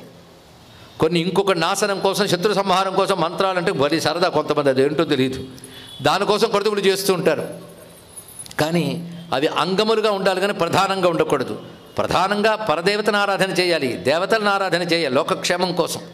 అదేవిధంగా లోకక్షేమానికి ప్రమాదం కలుగుతుందంటే ఆత్మరక్షణ కోసమో దేశక్షేమం కోసమో అటువంటి వినియోగిస్తారే తప్ప వ్యక్తుల నాశనం కోసం వినియోగించరాదు. కానీ ఏముంది, కత్తి చేతులు ఉంటే దుర్వినియోగం చేయొచ్చు, సద్వినియోగం చేయొచ్చు. వీళ్ళు ఏం చేశారంటే అభిచార కర్మల్ని ఈ నలుగురు చేసి ఆ అభిచార కర్మ నుంచి కృత్యలు అనే దాన్ని తయారు చేశారు. కృత్యా దేవతలను కొన్ని ఉంటాయండి, కృత్య దేవతలు. ఈ కృత్యా దేవతలు పరదేవతలు అంత శక్తిమంతులు ఏం కాదు. కృత్యదేవతను పట్టుకుని ప్రధాన దేవతగా ఆరాధిస్తే ఉత్తమ ఉపాసన కాదు, ఇది లోకానికి అంత క్షేమమేమి కాదు. అయితే లోకక్షేమం కోసం ఆ దేవతలను ప్రార్థన చేయాలి. మనం ఇప్పుడు అలాగే నమస్కరించుకుందాం. ఇలాంటి కృత్యని ఒకప్పుడు దూర్వాసుడు ప్రయోగించాడు జట నుండి ఊడబెరికి. అప్పుడు ఆ కృత్య అంబరీషుని కొట్టడానికి వెళ్ళి అంబరీషుడి చుట్టూ విష్ణు సుదర్శన చక్రం రక్షిస్తోందని చెప్పి వెనక్కి వచ్చింది దుర్వాసన మేరకు. ఇది మనకు తెలిసిన విషయమే. అప్పుడు ఆ సుదర్శన చక్రం వెళ్ళి కుర్చీని సంహరించింది. ఈ కుర్చీలు ఏం చేస్తాయంటే ఎవరి మీదైనా ప్రయోగిస్తే ఇక్కడి కథలు చూడాలి. ఈ నలుగురు కుర్చీలని కూడాను ఈ నలుగురు పురోహితులు కనిత్రుడి వైపు ప్రయోగించారు. పాపం ఈ విషయమే కనిత్రుడికి ఏమీ తెలియదు. అమాయకంగా తమ్ముళ్ళకి రాజ్యం ఇచ్చాడు, తను ధర్మబద్ధంగా రాజ్యపాలన చేస్తున్నాడు. ఈ కుర్చీలు 4 కలిసి, ఒక్క కుర్చీని ఎదుర్కొనడమే కష్టం, ఈ కుర్చీలు 4 కలిసి కనిత్రుని నాశనం చేయడం కోసం సముజ్జత మహాశూలం ప్రభూతమతి దారుణం త్రిశూలమెత్తి పట్టుకుని కనిత్రుని సంహరించాలని ఆయన రాజ్యంలోకి క్రమంగా కోట వైపు వస్తున్నాయి. ఏమీ తెలియని కనిత్రుడు తన మానాన తానున్నాడు. కానీ తతస్తదాగతంతత్ర ఖనిత్రో యత్ర పార్థివ నిరస్తంచాప్యదుష్టస్య తస్య పుణ్యచయేన తత్. అద్భుతమైన వాక్యం చెప్తున్నాడు.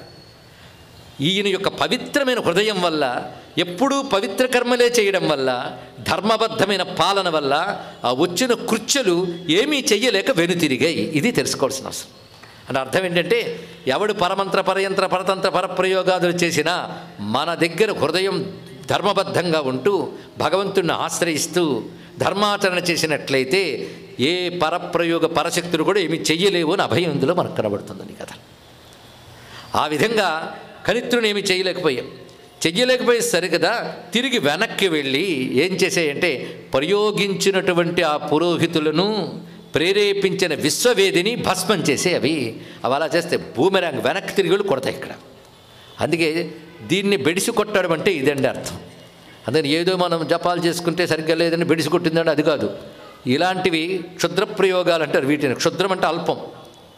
వాటితో పెట్టుకుంటే తిరిగి వచ్చే తట్టుకోవడం కష్టం. అందుకే అవి వచ్చి వీళ్ళని సంహరించాయి. వీళ్ళు భస్మీపటలం అయిపోయారు. అప్పుడు ఆ అన్నదమ్ములు తెలుసుకున్నారు, దుర్బుద్ధి కలవారు కనుక నశించారు అన్నారు. ఈ వార్త ఆయన దాకా వెళ్ళిందండి. ఎవరి దాకా? కనిత్రుడి వరకు. అంతవరకు ఆయనకి ఏం తెలియదు. మొత్తానికి భ్రాతృణాం భేదకారి భ్రాతృణాం భేదకారి, చక్కని కలిసి ఉన్న అన్నదమ్ముల మధ్య విభేదాలు సృష్టించడానికి మంత్రినా తేన దుష్టేన, దుష్టమంత్రుడు ఆ పనిచేశాడు. దానివల్ల వీళ్ళు నశించారు అని వార్త తెలిసాక కనిత్రుడు ఏమనుకున్నాడో తెలుసా? అదే ఆయన సంస్కారం. చూడండి ఇక్కడ మంచి పని అనుకోలేదుట. ధింగ్ మమ పుణ్య సంస్థానం అల్పభాగ్యం అశోభనం. చిచి, నేనెంత పాపాత్ముణ్ణి, నా కారణంగా 4 వేదవేత్తలు నశించారే, నా కారణంగా ఇదంతా జరిగింది. మన్నిమిత్తం వినిష్టం తత్వద్ బ్రాహ్మణ చతుష్టయం. 4 నా కారణంగా నశించారు కనుక నేను పరమ పాపాత్ముణ్ణి, వాళ్ళని పొట్టను పెట్టుకున్న వాడిని అయిపోయాను. నేను చాలా తప్పు ఇది. అసలు నేను ఈ భూమి మీద అనవసరంగా జన్మించాను. నేను జన్మించడం వల్ల కదా ఇప్పుడు ఇవన్నీ ఏర్పడి నాపై శత్రుత్వం అనేది వాళ్ళకి కలిగింది. నా అభిష్యం యది పుమాన్ అహమత్ర మహీతలే, నేను పుట్టకపోయి ఉంటే బాధ లేకపోయింది. అలా తన మీద తాను నింద వేసుకున్నాడండి. అంటే ఎంత ఉదార హృదయం ఉంది. ఇందాక చెప్పినటువంటి ఆయన చూపించిన సూత్రాలేవో తన వ్యక్తిత్వం అదిగా ఉన్నాడు. అది గొప్ప విషయం ఇక్కడ. అందుకే ఆయనకు వైరాగ్యం కలిగింది దీనితో. ఒకరంటే ఒకరికి పడకపోవడం, ఇవి చూడగానే ఒక వైరాగ్యం కలిగిందండి. మహాత్ములకి రాగద్వేషాలతో ఉన్న లోకాన్ని చూడగా వైరాగ్యం కలుగుతుందిట. ఏమిటో ఒక దాని మీద మోహం, ఒక ద్వేషం, అవి మళ్ళీ మారిపోతుంటాయి. ఇలాంటి పట్టుకుని వేలాడుతుంటే ప్రయోజనం ఏముంది అని వైరాగ్యం అందరికీ రాదు, ఎక్కడికో కొద్దిమందికి వస్తుంది. ఇది చూసిన ఇతనికి ఇత్థం ఉద్విగ్న హృదయ కనిత్ర పృథివీపతి వనం ఇయాసు పుత్రశ్చ కృతవాన్ అభిషేచనం. ఒక వైరాగ్యం కలిగి పుత్రుడికి పట్టాభిషేకం చేసి తాను వానప్రస్థానికి వెళ్ళిపోయాడు. పుత్రుడి పేరు క్షుపుడు, రాజు పేరు క్షుపరాజు. వెళ్ళి అరణ్యంలో 300 సంవత్సరాలు తపస్సు చేసుకున్నాడు. అప్పటి ఆయువుల గురించి చెప్తున్నాను నేను, ఇప్పుడు గురించి కాదు. మీరు ఒప్పుకోలేకపోతే ఎక్కువ కాలం అనుకోండి చాలు. ఇక్కడ మొత్తానికి శతాని 3 వర్షానాం సార్ధాని నృపసత్తమాం, మొత్తం 350 సంవత్సరాలు తపస్సును ఆచరిస్తున్నాడు. ఆయన విడిచిపెట్టలేక ఆయన పత్నులు కూడా ఆయనతో పాటు ఉన్నారు. తపసాక్షీణ దేహస్థు, ఆ తపస్సు చెయ్యగా క్రమంగా ఆ మహానుభావుడు ఎన్నో యాగములు చేసిన వాళ్ళు పొందే అక్షయ పుణ్యలోకములు పొందాడు అన్నారు. అంటే నిజానికి యాగాలు ఏవని చేయలేదు, కానీ అనేక యాగములు, అంటే అన్ని యాగములు చేసిన వాళ్ళు. ఈయన యాగాలు చేయకపోలేదు ఉండే, కానీ వందలాది అశ్వమేధ యాగములు చేసిన వారు పొందే అక్షయలోకాలు పొందాడు. అంటే నిజానికి అన్ని చేయలేదు, ఒక జీవితకాలంలో వీడు చేయలేడని. వాళ్ళు పొందే అక్షయ పుణ్యలోకాల్ని కనిత్రుడు పొందేట. దేనివల్ల? ఇప్పటివరకు వాడి జీవితం పరిశీలిస్తే కేవలం పవిత్రమైన హృదయం వల్ల, ధర్మమునందు నిలబడ్డం వల్ల. ఈ కథ ద్వారా మనకు చూపిస్తున్నది ఏమిటంటే, అలా ధర్మనిష్ట కలిగిన వాడిని ఏ ఒక్కరూ బాధించలేరు. అది ఎందుకంటే వాళ్ళు రెండిట్టే పట్టుకున్నారు, ఒకటి ధర్మాన్ని, రెండవది భగవంతుని. ఈ రెండింటిని పట్టుకున్న వారిని భగవంతుడు ఎప్పుడు రక్షిస్తాడు. మిగిలినటువంటి వీడి మీద రాగం, వాడి మీద ద్వేషం వాడికి లేదు. సర్వభూత హితాన్ని కోరుతున్నాడు. నన్ను ద్వేషించేవాడు కూడా సుఖంగా ఉండాలని కోరుకున్నాడంటే ఇప్పుడు చెప్పండి, పురాణ కథల్లో ఈ కథ చెప్పడం ఎంత మేరకు సమంజసమో మీరే నిర్ణయించగలరు. 100కు 100 పాళ్ళు సమంజసం. ఇలాంటి గొప్ప వ్యక్తిత్వాన్ని యుగాల క్రితమే ఇచ్చిన భారతీయ సనాతన ధర్మానికి నమస్కారం. ఒక్కొక్క క్యారెక్టర్ని అబ్జర్వ్ చేయండి ఇక్కడ. ఎటువంటి వ్యక్తిత్వం! క్షుపుడు, ఇతడు కనిత్రుడు పుత్రుడు. తండ్రి నుంచి ఏ విధంగా రాజ్యాన్ని స్వీకరించాడో ఆయన ధర్మాన్ని కూడా అదే విధంగా స్వీకరించాడు అన్నారు. ఇంకేం కావాలండి? తథైవ పాలయామాస ప్రజాధర్మేణ రంజయన్ యథాపిత తథాయవ. తండ్రి ఏ విధంగా పాలన చేశాడో అదే విధంగా, అంటే పెద్దల ఆస్తి పుచ్చుకోవడమే కాదు, ధర్మాన్ని కూడా పుచ్చుకోవాలి. నీ దాకా పెద్దలు తీసుకొచ్చిన ఆస్తిని చలామణి చేసుకుంటున్నావే, పూర్వం నుంచి నీ దాకా పెద్దలు తీసుకొచ్చిన ధర్మాన్ని ఏం చేసావు? పూర్వీకులు ఆచరించిన ధర్మాన్ని కూడా ఆ విధంగానే అనుసరించాలి. అది కురు కర్మైవ తస్మాత్వం పూర్వై పూర్వతరీకృతం అన్నాడు కృష్ణ పరమాత్మ. పూర్వములు నీ పూర్వీకులు చేసిన ధర్మాన్ని ఆచరించు. ఇది ఒక్కటి చిన్నప్పటి నుంచే నేర్పగలిగితే పిల్లలకి నా పరంపరని నేను గౌరవిస్తాననుకుంటారు. అందుకని మరో ధర్మం వైపు ఆకర్షితులై వెళ్ళరు. ఎందుకంటే నా ధర్మం కాదు కనుక, ఇది మా పూర్వీకులు ఆచరించిన ధర్మం కనుక. ఇది చాలా అవసరం అండి. ఈ భావం కుటుంబ వ్యవస్థ కలిగించాలి పిల్లలకి. కుటుంబంతో అనుబంధం తెగితే ఇంకేముందండి? కుటుంబంతో అనుబంధం అంటే కుటుంబానికి వచ్చిన పరంపరతో అనుబంధము. ఇది ప్రధానమైన అంశం. అది ఇతరు కూడా యథాపిత తథైవ పాలయామాస ప్రజాధర్మేణ రంజయన్. స దానశీలో, అతడు దాన స్వభావం కలిగేటువంటి వాడు, అనేక యజ్ఞములు చేసినవాడు, సమశత్రువుచ మిత్రేచ, శత్రుమిత్రులు యందు సమభావం కలిగిన వాడు. అది అంటే ఈవిడికి ఎవరితోని మిత్రత్వం లేదు, ఎవరితోనూ శత్రుత్వం లేదు, అందరితో చెప్పాలంటే మైత్రీభావం ఉన్నది. అది అందరి యందు సమభావం ఉన్నాడు. మరి అందరి యందు సమభావం అంటే శత్రువుని యందు మిత్రుని యందు ఎందుకు చెప్పేవయ్యా? శత్రువు అంటూ ఉంటే కదా శత్రుమిత్రులు అనాలి. అంటే గొప్ప మాట కూడా ఉన్నది. ధర్మరాజుగా పేరుంది అజాతశత్రుడు. అంటే శత్రువే లేనివాడు, శత్రువే పుట్టలేదుట. ఎవడే నమ్ముతాడండి? నవ్వుతాడు. పుట్టుక దగ్గర నుంచి 100 మంది శత్రువులు ఉన్నారు ఆయనకి, దుర్యోధనుడితో పాటు చివరి వరకు. మరి ఆయన అజాతశత్రువు అన్నారంటే వాళ్ళు ధర్మరాజుని శత్రువు అనుకున్నారు, కానీ ధర్మరాజు వాళ్ళు ఎవరిని శత్రువులు అనుకోలేదు, అందుకు అజాతశత్రుడు అన్నారు. ఇది గొప్ప విషయం అండి. గెలుపొందింది ఆయన, ఆయనకు శత్రుభావం లేదు. ఆయన ఎలా ఉన్నాడు? శత్రుమిత్రులైన సమభావం ఉంటున్నాడు. ఉత్తమమైన రాజు ఎక్కడైనా ఎప్పుడైనా ఒకేలా ఉంటాడు. అందుకే ఇక్కడ చెప్పబడుతున్నది. ఏకదా సమీపాలో నిజస్థానగతో ముని. ఒకరోజు ఆయన కూర్చున్నప్పుడు పక్కన ఉన్నటువంటి ఆయనకి మార్గదర్శకం చేసే మంత్రి ఒక మాట అన్నాడు. ఏమనంటే, ఒకప్పుడు క్షుపుడు అనే రాజు ఉండేవాడు సుమా. ఆయన బ్రహ్మదేవుని యొక్క తనయుడుగా వచ్చినటువంటి వాడు. సృష్ట్యాది యందు బ్రహ్మణస్తనయ పూర్వం క్షుపోభూత్ పృథ్వీపతి. అతను ఎంత గొప్పవాడంటే ఆయన రాజ్యపాలన చాలా గొప్పగా చేశాడని ప్రతీతి చరిత్రలో. ఆయన సామాన్యుడు కాదు. ఎవరు తపస్సులో, ఎవరు వేదవేత్తలో, ఎవరు ధర్మాన్ని తపస్సుతో కాపాడుతుంటారో వారి విషయంలో పన్ను అనేది లేకుండా చేశాడు ఆయన. అలా గోవులకు సంబంధించిన సంపదలు ఏవైతే ఉన్నాయో వాటిని రక్షించాడు. ఆ గోవులకు సంబంధించిన భూములు వీటిపై కూడా పన్ను ఉండేది కాదు. ఇంకా అనేక ధర్మములు అతను ఆచరించాడంటే, నాకు ఆ పేరు పెట్టారు నాన్న, క్షుపుడు అనే పేరు కనుక నేను ఆ పేరుకు తగ్గట్టు ఉండాలి. ఇలా నిర్ణయించుకుని ఆ క్షుపుడు ధర్మములన్నీ మంత్రుల ద్వారా తెలుసుకుని ఆ ధర్మములు తన రాజ్యాల్లో ఉండేటట్టు చేశాడు. అంటే ఒక రాజు తర్వాత మరొక రాజు ఎంత బెటర్మెంట్ చేస్తున్నాడో చూడండి. తాను ఇంకా ధర్మములు తెలుసుకొని ఇలా క్షుపుడు చక్కగా రాజ్యపాలన చేశాడు. ఆ క్షుపునికి ప్రమథ అనే పట్టపురాణం ఉన్నది. ఆమెకు పుత్రుడు వీరుడు అనేవాడు. ఆ వీరుడికి నందిని అనేటువంటిది పత్ని అయినది. ఆ రాణి గర్భం నుంచి వివంశుడు అనేవాడు పుత్రుడిగా ఉద్భవించాడు. తస్య పుత్ర ఖనీనేత్ర. అతడి పుత్రుడు ఖనీనేత్రుడు. కొందరికి పేర్లు మాత్రమే చెప్తున్నాం, కథ చెప్పట్లేదు. ఆ లింక్ పరంపర చెప్పడం కోసం వాడి పేర్లు మాత్రమే. పైగా వాళ్ళందరూ గొప్ప పాలకులను మాత్రం చెప్తున్నారు. ఎక్కడైతే చెప్పుకోదగ్గ ఒక ప్రత్యేక సంఘటన ఉంటుందో దాన్ని మనం తీసుకుంటున్నాం ఇక్కడ. ఈ ఖనీనేత్రుడు ఉన్నాడే, ఆయన గొప్పతనాన్ని చూసి కేవలం భూమి యందున్న వాళ్ళే మాత్రమే కాదయ్యా, గంధర్వులు మొదలైన వారు కూడా ఆయన గొప్పతనాన్ని గానం చేస్తుంటారు. యస్య యజ్ఞేశ్వగాయంత గంధర్వా విస్మయాన్వితాః. గంధర్వులు కూడా ఆయన గానం చేస్తుంటారు. అటువంటి మహానుభావుడు. అయితే ఆయనకి పుత్రులు లేరు. ఇది ఒక రమ్యమైన వేదాంతం వైపు తిప్పగలిగే అత్యద్భుతమైన కథ అండి. ఎందుకు అపుత్ర సమహీపాలో మృగయాముపచక్రమే. ఆయనకి పుత్రులు లేరు. ఒకప్పుడు పితృయజ్ఞం చేస్తున్నాడు ఆయన. పితృయజ్ఞము అంటే తండ్రికి చేయవలసినటువంటి తండ్రికి తాతకి తల్లికి వాళ్ళకి చేయవలసిన కర్మలు పితృయజ్ఞములు అనిపించుకుంటాయి. పితృ అనే శబ్దానికి తండ్రి అని మాత్రమే అర్థం లేదు, తల్లి తండ్రి కలిసి పితృశబ్దం. చాలామంది తెలుసుకోవాలి. పితృదేవతలు పితరులు అన్నప్పుడు ఏమంటే తండ్రి గురించి చెప్పారు, తల్లి గురించి చెప్పలేదంటే మాతృశబ్దం వాడతారా? మాతా పిత కలిపి పితృశబ్దం. సంస్కృతం వ్యాకరణం తెలియాలి. మాతాచ పితాచ పితరవు. అది పితృశబ్దం ఏమిటంటే తల్లికి తండ్రికి కూడా పూర్వ తరాల నుంచి ఉన్నటువంటి వారిని మనం ఉద్దేశించి పితృయజ్ఞం చేయాలి. అది సనాతన ధర్మంలో భాగం. ఈ కథలు తెలుసుకునేటప్పుడు సనాతన ధర్మ స్వరూపం కూడా తెలుసుకోవాలి. మనుష్యుడైనటువంటి వాడు 3 రుణాలు తీర్చుకోవాలి. ప్రధానం 3, మరొకటి 2 తర్వాత చూసుకోవాలి. 3 రుణముల్లో మొదటిది దేవరుణం. దేవతల వల్ల మనం ప్రకృతిని సంపాదించాం. ప్రకృతిలో ఉన్న వస్తువులు పొందడానికి కలిసి ఇంద్రియములు దేవతల శక్తుల వల్ల వచ్చాయి. కనుక మనిషిగా పుట్టిన ప్రతివాడు దేవతల రుణం తీర్చుకోవాలి. రుణం తీర్చుకోవాలి అంటే దేవతలు ఎన్నో ఇస్తారని పూజించడం కాదు, ఎన్నో ఇచ్చారని పూజించాలి. ఇది ప్రధానం. ఇక్కడ ఇవాళ కళ్ళు చూడగలుగుతున్నాయంటే సూర్యశక్తి అక్కడుంది, చెవి వినగలుగుతుందంటే దిక్పాలకుల శక్తి అక్కడుంది. ఇది బాగా తెలుసుకోవాలి. ఉన్నాయి కదా అని వాడేసుకుని తెగ తిరిగి చచ్చిపోయి పాపంతో మళ్ళీ నీచ జన్మలు పొందడం కాదు. ఇవాళ ఇంద్రియాలు పనిచేస్తున్నాయంటే ఇదివరకు నువ్వు చేసిన సుకృతం బట్టి ఈశ్వర శక్తి దేవతలు ఇంద్రియ స్థానాల్లో ఉన్నారు.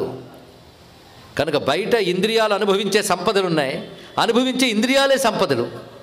ఇవి ఇచ్చిన దేవతల రుణం తీర్చుకోవడం కోసం నిత్యం దేవతలను ఆరాధన చేయాలి. అంటే మన కోసం మనం వండుకుని మన తిండి మనమే తింటూ ఫ్రెండ్స్ని పిలిపించుకుని భోజనాలు పెట్టేసి బతికితే పాప జీవనం అంది సంస్కృతి. తెలుసుకోండి ఇక్కడ.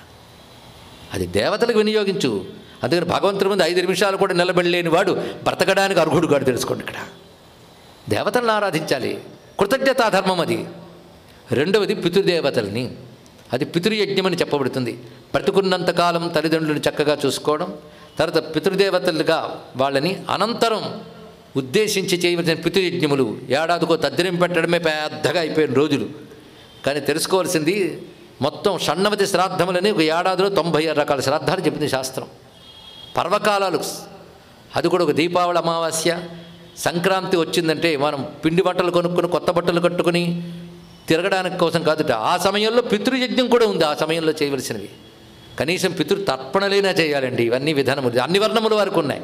కానీ పితృయజ్ఞములు ఇది రెండవది. మూడవది ఋషి యజ్ఞం. ఋషులు ఇచ్చిన జ్ఞానాన్ని అధ్యయనం చేస్తూ వ్యాప్తి చేస్తూ ఉండడమే ఋషి యజ్ఞం. ఈ 3 చేయాలి. ఈ 3 చెయ్యకపోతే పాపం, చేస్తే పుణ్యం అని పెద్దగా చెప్పక్కర్లేదన్నాడు ఇక్కడ. అంటే అప్పు పడ్డవాడికి అప్పు తీర్చడం గొప్ప విషయమేం కాదు, అప్పు తీర్చకపోతే తప్పు. కనుక ఇవి చెయ్యకపోతే తప్పు, చేస్తే పుణ్యాల మాట పక్కన పెట్టండి ఇక్కడ. ఇది భారతీయ సంస్కృతిలో ప్రధానమైనది రుణ విమోచనం. అంతేగాని ఊరి నిండా అప్పులు చేసేసి నాకు వేదాంత వైరాగ్యం కలిగిందండి, ఎవడి డబ్బు ఎవడిది అన్నాడు అనుకోండి, ఊళ్ళో వాళ్ళందరూ వచ్చి కొడతారు. నువ్వు వేదాంతమైన అప్పు తీర్చి మాట్లాడంటారు. అవును కదా. ఎవడిచ్చేవాడు ఎవడు తీర్చేవాడని వేదాంతం చెప్తూ ఊరుకుంటాడు అప్పు ఇచ్చినవాడు. అందుకని వేదాంత జ్ఞానం వచ్చిందని చెప్పి కర్మలు మానేస్తే అంటే కర్మ భ్రష్టుడు అవుతాడు. వాడు ఈ 3 చెయ్యవలసిందే. ఇది తెలుసుకోండి ఇక్కడ.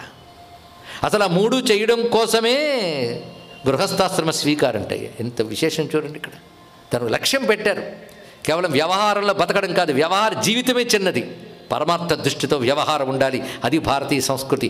పరమార్థ దృష్టిలో వ్యవహార జీవితం ఉండాలి. ఒక్క వాక్యం తెలుసుకుంటే చాలండి.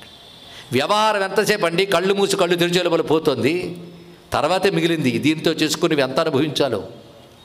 అదే పితృయజ్ఞం ఒకరోజు చేయడానికై ఆయన పితృయజ్ఞం కోసం మాంసకామో మహాముని పితృయజ్ఞంలో భాగంగా మాంసం తేవడానికి అడవికి వెళ్ళాడు. అంటే పితృలో మాంసం వినియోగిస్తారా? అది కాదు. ఒక యుగంలో ఒక ధర్మం, తర్వాత యుగంలో అది నిషేధం.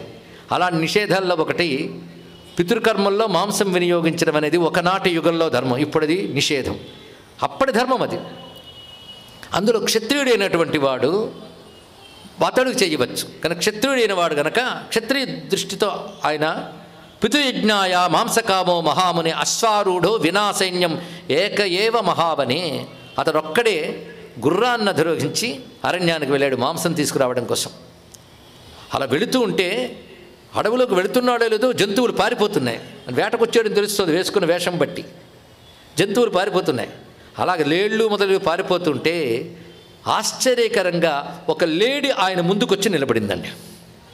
ఆశ్చర్యకరంగా ఆయన ఆశ్చర్యపోయాడు, ఏంటి వచ్చి నిలబడిందని. అలా చూస్తూ ఉంటే అది మానుష భాషలో మాట్లాడిందిట. అది మానుష భాషలో మాట్లాడిందో లేదు దాని భాష ఆయనకు అర్థమైందో ఇప్పుడు అది పట్టుకుని లాగకూడదు మనం. ఎందుకంటే పశుపక్షి ఇంగిత జ్ఞానం మనకు విద్య ఉంది మనకి.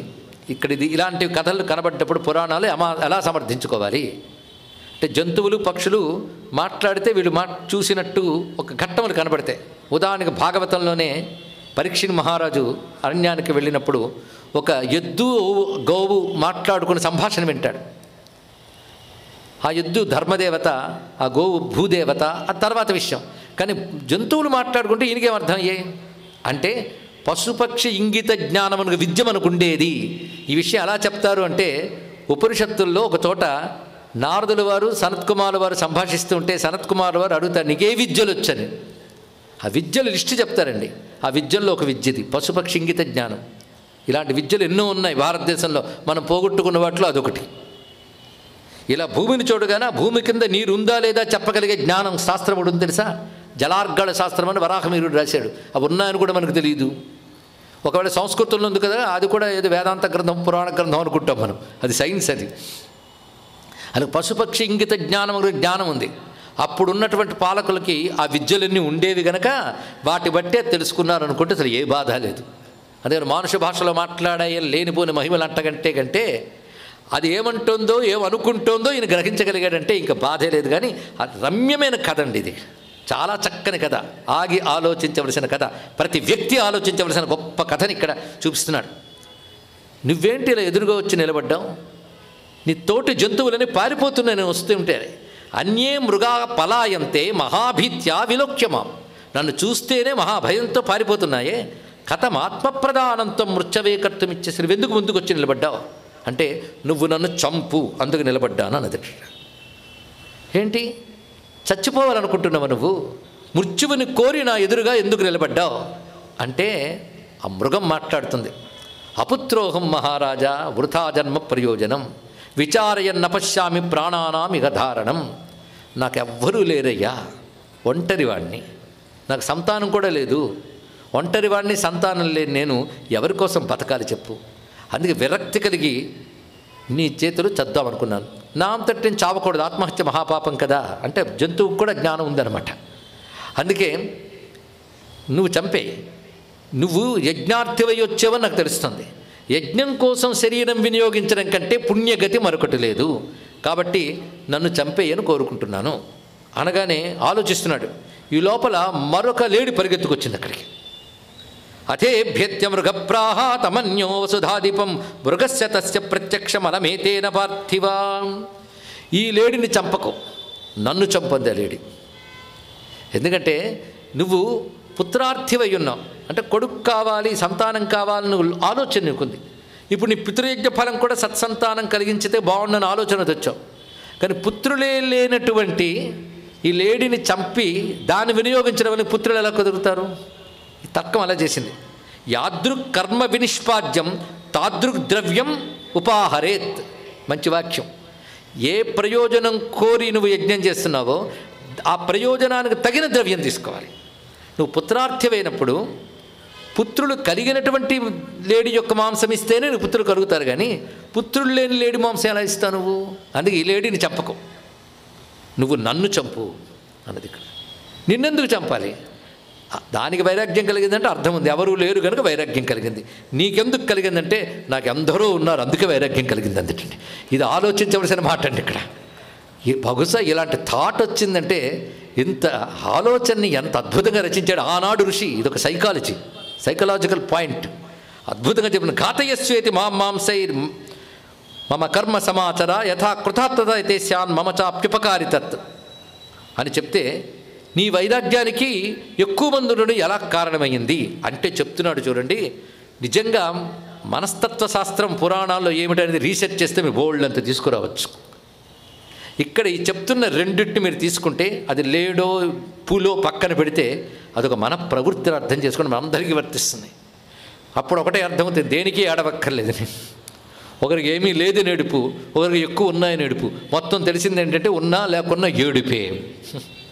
కనుక ఏడవకుండా ఉండడం అనేది నీ తెలివితేటల్లో ఉన్నాయే తప్ప ఉండడంలో లేకపోవడంలో లేదు. ఇది తెలుసుకో. అందుకే అన్నీ ఉంటే బాగుండని అన్ని దగ్గర తెచ్చుకుంటారు. దానివల్ల ఎన్ని ఏడుపులో. కొందరు బయటకు చెప్పరు, కొందరు చెప్పుకుంటారు. కొందరు చెప్తే ప్రయోజనం లేదని చెప్పరు, చెప్తే నవ్వుకుంటారు, కొందరు చెప్పరు. మొత్తానికి అందరి లోపల మథనాలు ఇవేనండి. దాన్ని లేడుల్లో పెట్టి చూపిస్తున్నాడు. అంటే పాత్రల్ని తీసుకొచ్చినప్పుడు జంతు పాత్రల్లో కూడా చూపిస్తున్నాడు. ఆ చెప్పడంలో విశేషం ఏంటంటే, ఇవే భావాలు మనకు ఉంటాయి కదా అంటే, నువ్వు జంతువుల కంటే గొప్ప ఏం కావురా బాబు అని చెప్పడం ఇందులో ఉన్న భావం. జంతువుల కంటే దేంట్లో విశేషం? ఒక ఆయన అన్నాడు, జంతువులు పీక్కు తింటాయి, మనం కంచంలో వడ్డించుకు తింటాం, అది టేబుల్ మీద తింటాం. ఎంత ఎదిగామంటే తినడం నుంచి తినడం దాకా ఎదిగి ఉంటాం, అంతే కదా. అవి నీళ్లు అలా ఒలిచి మూతి పెట్టి తాగేస్తాయి, మనం గ్లాసులో తాగుతాం, అంటే తాగడం నుంచి తాగడం దాకా ఎదిగాం. ఏమి ఎదిగాం అన్నాడు ఇక్కడ. అవే పనులు మనం చేస్తున్నప్పుడు మానవులను ప్రత్యేకంగా చెప్పడం ఏంటండి? ఇదే మాట చండీ సప్తశతిలో కూడాను, పిల్లల్ని పెంచాము మోహంతో ఉన్నామంటే అక్కడ చూడ పక్ష పనిచేస్తుంది చూడు అన్నాడు ఋషి. అది కూడా అదే చేసింది. ఇంకేమిటయ్యా నీ గొప్పతనం? జంతువులు లేనిదేదో స్పెషల్ నీకు ఉండాలి, అది ఉందా నీకు? ఆ వివేకం ఉందా? నిత్యానిత్య వస్తు వివేకం ఉందా అని ప్రశ్నించాడు కదా. కనుక ఎంతకంటే భిన్నంగా ఏం లేదు. పశ్వాదిప రవిశేషాహ అంటాడు ఆదిశంకర భగవత్పాల్ వారి భాష్య గ్రంథంలో. పశువులకి ఏమీ తీసిపోం, అంతే ఇక్కడ. కనుక జంతువు ఎంత చక్కగా మాట్లాడుతుంది. బహవో మే సుతా భూపా బహ్యో దుహితరస్తథ. నాకు అనేక మంది పుత్రులు ఉన్నారు. వారి బాధ వల్ల నేను ఎలా ఉన్నానంటే దావాగ్ని మధ్యంలో ఉన్నట్టున్నాను, నిరంతరం అంత బాధపడుతూ ఉంటాను సుమా. ఎందుకంటే సాధారణంగా మా మృగజాతి అన్నిటికీ లోకువ, అందులో లేళ్ళు ఉన్నాయే, వాటికి అన్నిటి వల్ల భయమే. నేను నా సంతానం మీద బాగా మోహం పెంచుకున్నాను, అందుకే నాకు ఎప్పుడూ దుఃఖమే తెలుసా, ఒక్క పూట సుఖంగా ఉండను. ఈ సంతానం అంతా ఉన్నారే, వీళ్ళకి వేటి వల్ల ప్రమాదం వస్తుందో అని రోజు భయమే నాకు. చూడండి, సింహాలు పులులు వీటి వల్ల వస్తాయేమో, లేకపోతే ఈ భయం ఎంత వెళుతుందంటే మాకంటే నీచ జాతికి చెందిన జంతువులలో కూడా మా భయమే. అంటే కుక్కలు నక్కలు వీటి వల్ల కూడా భయమే మాకు, ఎందుకంటే అవి వచ్చి కొట్టిన కొరికేస్తాయి, అది భయం. ఈ పిల్లలు కలిగినప్పుడు అవి కూనలుగా ఉన్నప్పుడు వాటిని కాపాడుకోవడానికి పడ్డ బాధలన్నీ నీకో. ఎందుకంటే అలాంటి కూనలుగా ఉన్న వాటి దగ్గర కుక్కలు నక్కలు కూడా వచ్చేస్తుంటాయి, వాటి నుంచి కాపాడుకోవాలి. ఎదిగిన తర్వాత పులులు సింహాల వల్ల భయాలు ఉంటుంటాయి. ఇలాగా నా బంధువులు పెరుగుతూ వచ్చారు. ఈ బంధువులు పెరుగుతున్న కొద్దీ భయం పెరుగుతూ వచ్చింది. జంతువుల వల్ల భయం కలగడం ఒకటి. ఇంకోటి అనుకునేవాళ్ళం, ఆలోచన ఎంత అసహ్యంగా ఉంటుందో చూడండి ఇక్కడ. అసలు ఈ పులులన్నీ చచ్చిపోతే బాగున్నాం, ఈ సింహాలన్నీ చచ్చిపోతే బాగున్నాం, నాకు వేటి వల్ల ప్రమాదం ఉందో అవన్నీ చచ్చిపోతే బాగున్నాను. ఇవి ఆలోచిస్తుంటాం. కానీ కొంచెం అంత క్రూరంగా మానవ జాతిలో కూడా ఉంటుందంటే, ఒక ఫీల్డ్లో ఒకడు ఉంటే కాంపిటేటర్ మరొకడు వచ్చాడు అనుకోండి, ఎందులోనైనా వ్యాపార రంగమే కాదు ఏ రంగంలోనైనా, వాడు వీడికంటే ఎదిగిపోతుంటే వాడిని మించి ఎదగాలని కోరుకొస్తుంది. అంతేకాదు ఎక్కడో వాడు పోతే బాగుండని కోరిక కూడా వస్తుంది. అవునా లేదా చెప్పండి. ఇక్కడ హ్యూమన్ సైకాలజీలు ఇవన్నీ వస్తాయండి. పండితులకు కూడా తప్పవి బాధలు ఉంటూ ఉంటాయి. అందుకే ఇవి చచ్చిపోతే బాగుండు. ఆఖరి ఇంకో ఏమీ హాని చెయ్యనటువంటి ఆవులు గొర్రెలు మేకలు గుర్రాలు ఉంటాయే, అవి కూడా చచ్చిపోవాలని కోరుకుంటుంటాను తెలుసా. అంటే నాకు ఇవి నెగిటివ్ థాట్స్ అని తెలుసు. ఈ నెగిటివ్ థాట్స్ పీకేస్తుంటాయి మనస్సుని ఎప్పుడు కూడా. అసలు ఆవులు గుర్రాలు మేకల వల్ల నీకేం ప్రమాదం అంటావేమో. నేను అనుకుంటాను, ఇవన్నీ ఎక్కువైపు భూమి మీద ఉన్న ఆకులు అలములు గడ్డి తినేస్తే నాకు మా సంతానాన్ని మిగులుతాయా, అందుకు ఇవి చచ్చిపోతే బాగుండు అనుకుంటుంటాను. ఇక్కడ ఎంత చక్కగా చెప్తుందో. తృణాన్యన్యేపి ఖాదంతి గోజావి తురగాదికా తాం తేషాం పోషణాయాహమిచ్చామి నిధనంగతాన్. నా వాళ్ళని పోషించడం కోసం ఏవైతే అడ్డంకి వస్తున్నా అవన్నీ పోతే బాగుండు అనుకుంటాను. అంతేకాదు ఈ పుత్రులు దగ్గర ఉంటారా, ఎవరి దాన్ని వాళ్ళు వెళుతుంటారు మేత తెచ్చుకోవడానికో తినడానికో. ఆ వెళ్ళినప్పుడు తిరిగి ఇంటికి వచ్చే వరకు నా గుండె గుబగుబలాడిపోతుంటుంది. అవి క్షేమంగా వస్తాయో లేదో, తోవలో వలలో చిక్కుకుపోతాయో, ఎవరైనా తినేస్తారేమో ఈ భయంతో ఉంటుంటాను. ఎవరైనా పాసంతో కట్టేస్తారో వల్ల పడేస్తారో ఎత్తుకుపోతారో, లేదా ఈ సింహం తినేస్తుందేమో అదొక భయం. ఒకడు వచ్చేస్తే ఇంటికి ఇంకోటి రాలేదే అని బాధ, ఈ భయంతో బాధతో వెళ్ళిపోతుంటుంది. ఇలా నిరంతరం బాధ. అందరూ ఒక దగ్గర కనబడితే ఆనందం, ఏ ఒక్కడు పక్కకి వెళ్ళినా భయమే. పోనీ వాళ్ళందరూ ఒక దగ్గర ఉన్నారు కదా అని క్షేమంగా ఉంటానంటే రాత్రి నిద్రపోను సుమా. ఎందుకంటే ఈ నిద్ర సమయంలో ఎవరికేమైపోతుందో అనే భయం. ఇలా నిరంతరం ఉద్వేగమే తప్ప జీవితంలో సుఖం లేదు. సుఖంగా బ్రతుకాన్ని సంసారం ఏర్పాటు చేసుకుంటే సంసారంలో సుఖం అనేది ప్రశ్నార్థకమైపోయింది. ఇది ఆలోచిస్తే ప్రతి వారికి కనబడే అంశం ఇక్కడ. ఇదివరకు ఒక్కడితో బాధ, ఇప్పుడు ఎన్నిటితో. వాడికి తలనొప్పి వచ్చే దగ్గర నుంచి భయం, వాడు సరిగ్గా చదువుకోకపోతే ఒక భయం, ర్యాంక్ రాకపోతే రెండో భయం, మాట వినకపోతే మూడో భయం, ఎదుగుతూ ఉంటే సంబంధం సరిగ్గా వస్తుందా లేదని భయం, ఆ వచ్చిన సంబంధం వాడికొక్కరికి అనుకూలంగా ఉంటే సరిపోదు, మనకు అనుకూలంగా ఉండాలి. ఇక్కడ తేడా వస్తే తట్టుకోలేం. ఎన్ని బాధలండి బాబు. ఇంకా వాళ్ళకి పిల్లలు కలగలేదు అని బాధ, కలిగితే వాళ్ళతో మరొక బాధ. ఎప్పుడు పరమార్థం తెలుసుకుంటాం? అందుకు వైరాగ్యం కలిగింది. ఈ రెండు జీవులు అదృష్టవంతులే, ఇద్దరికి వైరాగ్యం కలిగింది. ఎంతైనా వైరాగ్యం కలిగిన జీవుల్ని ఈ లేళ్లతో పోల్చకూడదు. అక్కడ మొత్తానికి ఇది చూస్తుంటే అత ప్రసాదం కురమే బాణోయం పాచ్యతామహి. అందుకు నువ్వు దయచేసి ఆ బాణం మీద నా మీద వేసేయి, మొత్తం టెన్షన్ పోయి హాయిగా ఉంటాను. ఇక్కడ ఒకటి కాదు, రెండు కాదు, ఇతనికి ఒక కష్టం ఉందో చెప్పి హాయిగా ఉంటాడు. నేను దుఃఖశతావిష్ట, 100 కూడా దుఃఖాలు నాకున్నాయి, ఇన్ని ఉన్న ప్రాణాలు తీసుకోలేను, ఇది బాధ నాకు. ఒకవేళ ప్రాణాలు తీసుకుంటేనో అది మహాపాపమై ఇప్పుడు అనుభవించే దుఃఖాలు ఎలాగో అనుభవించాలి, కొత్త దుఃఖాలు అనుభవించాలి. ఆత్మహత్య చేసుకున్న వాడికి అసూర్య అనబడే ఒక భయంకరమైన లోకంలో పడతారు. ఇక్కడ మాట చెప్పాడు చూడండి, అసూర్యానామతే లోకా యాన్ గచ్చత్యాత్మఘాతకా. ఈ మాట అసూర్యానామతే లోకా యాన్ గచ్చత్యాత్మఘాతకా, ఇది గుర్తుపెట్టుకోవాలి. అసూర్య అనబడే లోకానికి వెళ్తారట, అంటే ఇసుమంతో కూడా వెలుగు లేని లోకం, సుఖం లేని లోకం. అక్కడ దుర్భరమైన దుఃఖం ఉంటుంది. ఒక దుఃఖం తట్టుకోలేక నువ్వు మరణిస్తున్నావే, అక్కడ దుర్భరమైన దుఃఖం ఉంటుంది. అలా కొంతకాలం దుర్భరమైన దుఃఖం అనుభవించాక మళ్ళీ తర్వాత జన్మల్లోకి తగ్గ శరీరం తయారవ్వదు. ఎందుకంటే ఉన్న శరీరం పోగొట్టుకున్నా కనుక టైం పడుతుంది. ఈ పాపం తోడై ఆ శరీరాలు లభించక ఇంకా యాతన పడతాం.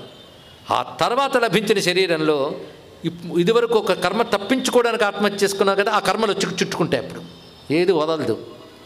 ఈ పాపం కూడా వాసనాప్రాయంగా మరొక విధంగా బాధిస్తుంది. ఇంత జ్ఞానం లేడుకుందండి.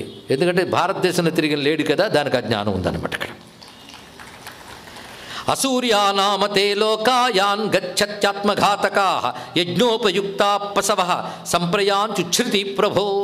అది యజ్ఞానికి ఉపయోగపడింది అనుకో ఈ జన్మ, అంటే ఈ దేహం నాకు రోత పుట్టింది, చచ్చిపోతే ఆ లోకాలకు వెళ్ళి పడిపోతాను, అసూర్య లోకానికి.